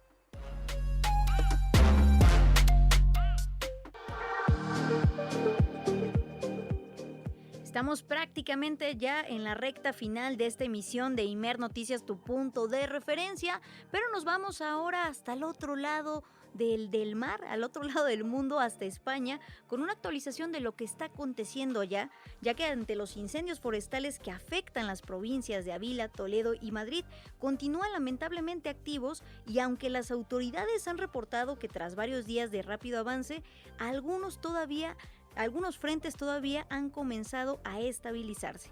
Sin embargo, aún persisten varios puntos críticos que mantienen en alerta a los equipos de emergencia. Hasta el momento, el fuego ha consumido cerca de 77,000 hectáreas y ha obligado a evacuar o a confinar a más de 90,000 personas, de acuerdo con el balance presentado por el presidente de España, Pedro Sánchez. Escuchemos. Empezamos la semana, en comparación con el año pasado, con 130,000 hectáreas calcinadas. Hoy estamos en 170,000, más de 170,000 hectáreas calcinadas, una decena de grandes incendios que se propagan en todo el país. Para que nos hagamos una idea, eso es multiplicar por 6 el total de hectáreas calcinadas el año pasado, a estas mismas fechas, en el año 2025. Y fue un año ya particularmente difícil, como todos nos acordamos y recordamos. Al respecto, el ministro del Interior, Fernando Grande Marlaska, advirtió que este lunes y martes serán jornadas decisivas, ya que a partir del miércoles se prevé la llegada de una cuarta ola de calor que podría complicar aún más las tareas de extinción y prolongarse hasta el próximo domingo. En respuesta a la emergencia, el gobierno español anunció que este martes aprobará un decreto para ampliar la protección a trabajadores y empresas afectados por dichos incendios. A través de sus redes sociales, el presidente Pedro Sánchez reiteró que la prioridad es proteger la vida de la población, salvaguardar las comunidades y continuar el combate al fuego. Además, hizo un llamado a acordar un pacto de Estado frente a la emergencia climática para dar respuesta a los impactos cada vez más extremos del cambio climático. La principal prioridad que tiene el Sistema Nacional de Protección es, en primer lugar, defender la vida de la gente de las zonas afectadas. 2, defender los núcleos poblacionales que están siendo afectados por los incendios. Y 3, luchar contra el incendio, en este caso, de Castellón. Y es lo que estamos haciendo. Por eso pido paciencia, pido también comprensión a los ciudadanos y ciudadanas que se ven desalojados de sus hogares, que se ven confinados en sus hogares, porque lo que estamos haciendo es tomar decisiones para defender esos núcleos poblacionales y, por supuesto, también salvaguardar las vidas de los vecinos y vecinas de esos núcleos poblacionales. Y de regreso a Norteamérica, el presidente de Estados Unidos, Donald Trump, aseguró este lunes que existen posibilidades de alcanzar un acuerdo con Irán y afirmó que mantiene una postura de paciencia ante las negociaciones con Teherán. A bordo del avión presidencial Air Force One, el mandatario fue cuestionado sobre el diálogo con la República Islámica, a lo cual señaló que esperará el desarrollo de las conversaciones y dijo confiar en que puedan obtenerse resultados positivos. Asimismo, el mandatario reveló que Irán solicitó una reunión a través de sus representantes y de manera directa, por lo que confirmó que ambos gobiernos sostendrán un encuentro en los próximos días y agregó que espera que de estas conversaciones surjan avances favorables. Escuchemos. Prácticamente hemos destruido su ejército. Quieren reunirse y nos estamos reuniendo. Veremos qué pasa. Hay una posibilidad de que podamos llegar a un acuerdo, pero sin lo que hicimos, ni siquiera estarían hablando con nosotros. Solicitaron una reunión a través de sus intermediarios y directamente. Y nos estamos reuniendo, ya sabes, podrían pasar cosas buenas, supongo. Lanzaremos algo muy grande hoy. Los mercados de valores hace aproximadamente una hora estaban por las nubes, pero solicitaron una reunión. No habrían solicitado la reunión si nos estuviera yendo mal. La única razón por la que quieren reunirse es porque hemos estado golpeando muy duro. Tengo mucho tiempo. Toda su línea costera está arrasada. El estrecho está en muy buenas condiciones y estamos hablando en este momento. Ellos querían hablar, su gente dijo, por favor no disparen. Anoche y la noche anterior, hace 2 noches, no lo hagan. Estamos teniendo buenas conversaciones, así que veremos qué pasa. Creo que hay una buena probabilidad de que algo pueda suceder.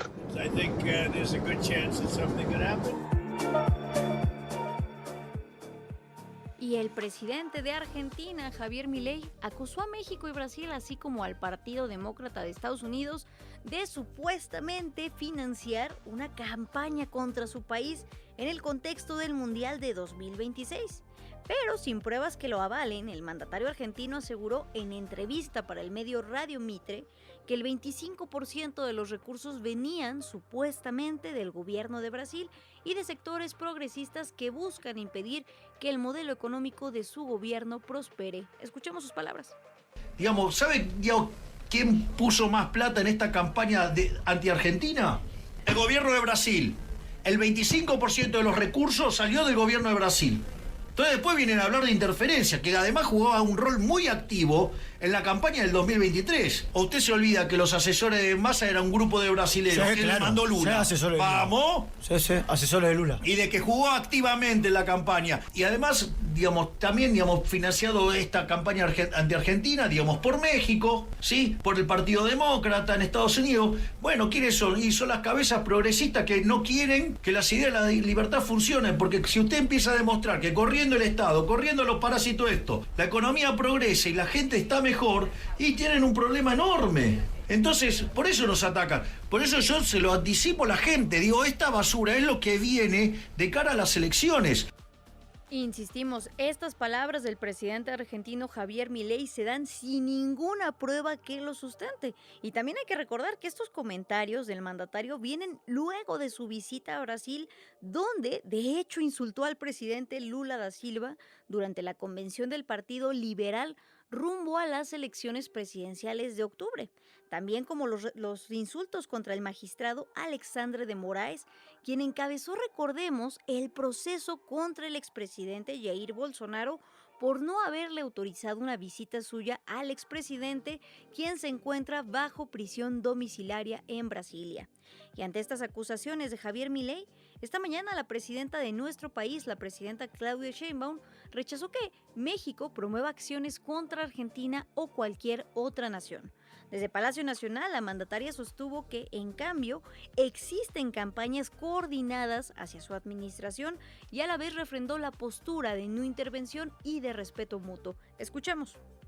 Es falso. No hay ninguna campaña contra ningún país del mundo, ni contra ningún gobierno del mundo, ni lo que hay. Al revés, pues es... Aquí sí hay una campaña orquestada desde muchos lugares en contra de nuestro gobierno, pero nosotros no acostumbramos meternos con otros países. En otras noticias, la UNESCO amplió este lunes su lista de patrimonios de la humanidad con la incorporación de nuevos sitios, entre ellos 2 emblemáticos recintos culturales de la Amazonía brasileña. El organismo reconoció 2 joyas arquitectónicas de finales del siglo XIX. Se trata del Teatro Amazonas, ubicado en la ciudad de Manaus, y del Teatro de la Paz en Belém, que de acuerdo con el organismo internacional reflejan el auge económico, así como también las transformaciones urbanas y culturales que vivió esa región durante esa época. Con esta inscripción, Brasil suma ya 26 sitios declarados como Patrimonio de la Humanidad. Además de los recién reconocidos teatros, hay que recordar que la región amazónica alberga también el complejo de conservación de la Amazonía Central, un área protegida ubicada en la convergencia de los ríos Negro y Solimões en el estado de Amazonas. Según la UNESCO, este sitio reúne una amplia variedad de ecosistemas, desde bosques de tierras altas hasta bosques bajos inundados de forma estacional, y concentra buena parte de la biodiversidad de dicha región.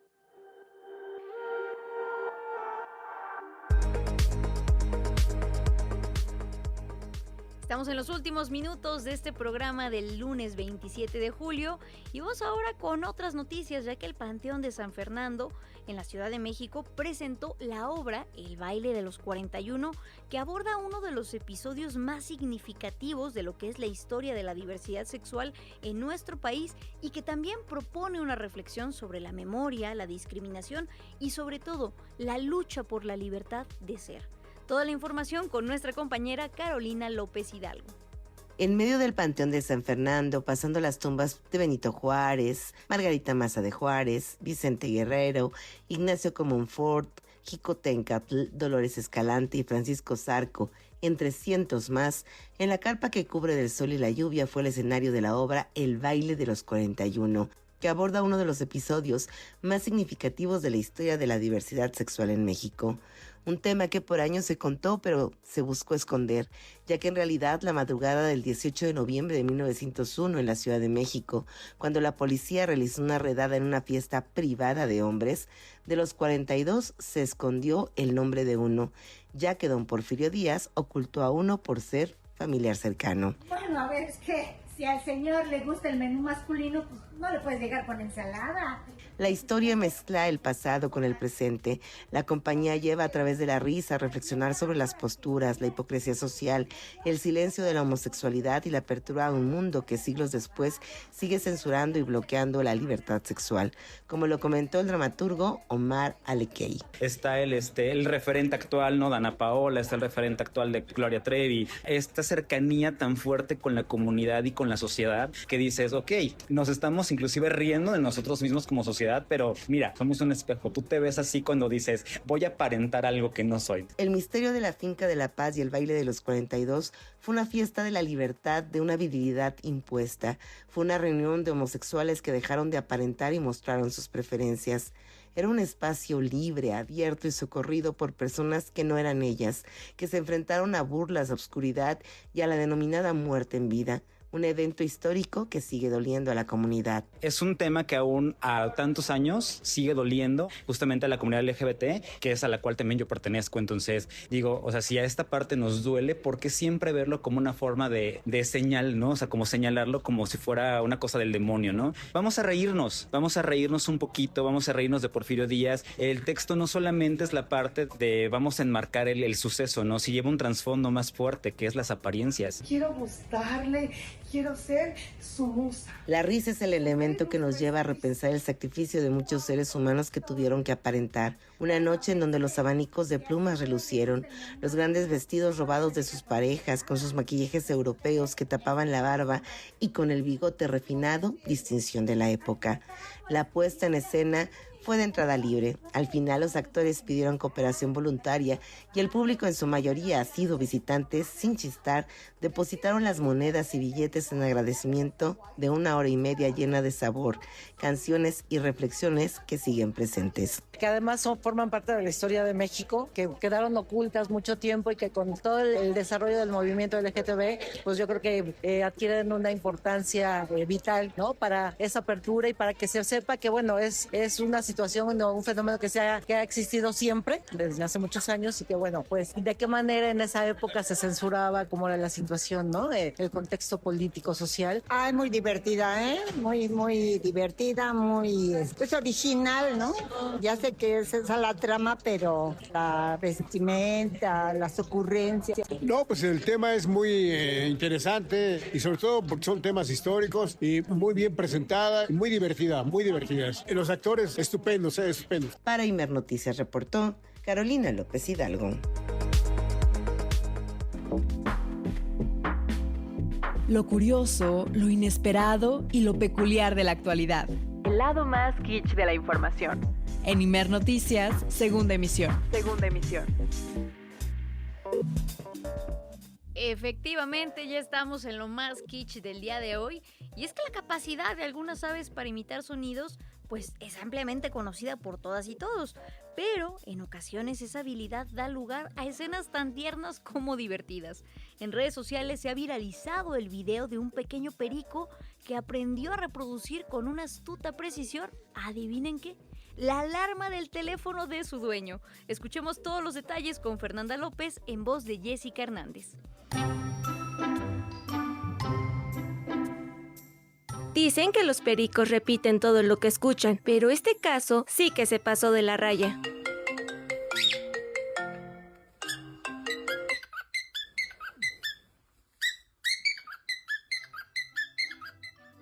¿Quién necesita un despertador cuando tienes un perico en casa? Lo que acabamos de escuchar es un travieso plumífero que aprendió a imitar a la perfección la alarma del celular de su dueño. En un video que circula a través de redes sociales, podemos apreciar el momento en el que el dueño de este inteligente animalito apagó la alarma pensando que ya podría seguir durmiendo. Pero no, el perico decidió que ya era hora de levantarse y siguió haciendo el mismo sonido. Ya, soy tu alarma personal, tu nuevo jefe.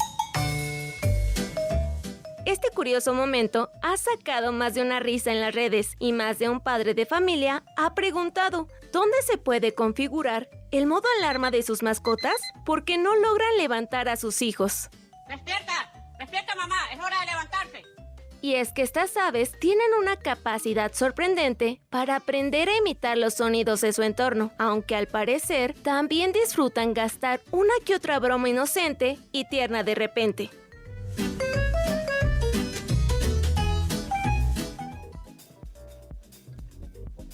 Ahí lo kitsch del día de hoy y llegó el momento de despedirnos, pero nos escuchamos claro que sí, mañana en punto de la 1 de la tarde.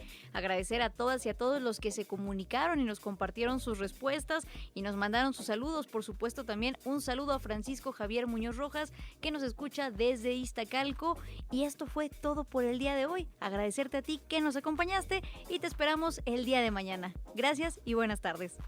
Las opiniones aquí expresadas son responsabilidad de sus autores y no representan la posición editorial de Imer Noticias. El Sistema Nacional de Noticiarios presentó Imer Noticias con Berenice Rodríguez. Tu punto de referencia. Periodismo. Desde lo público, contigo.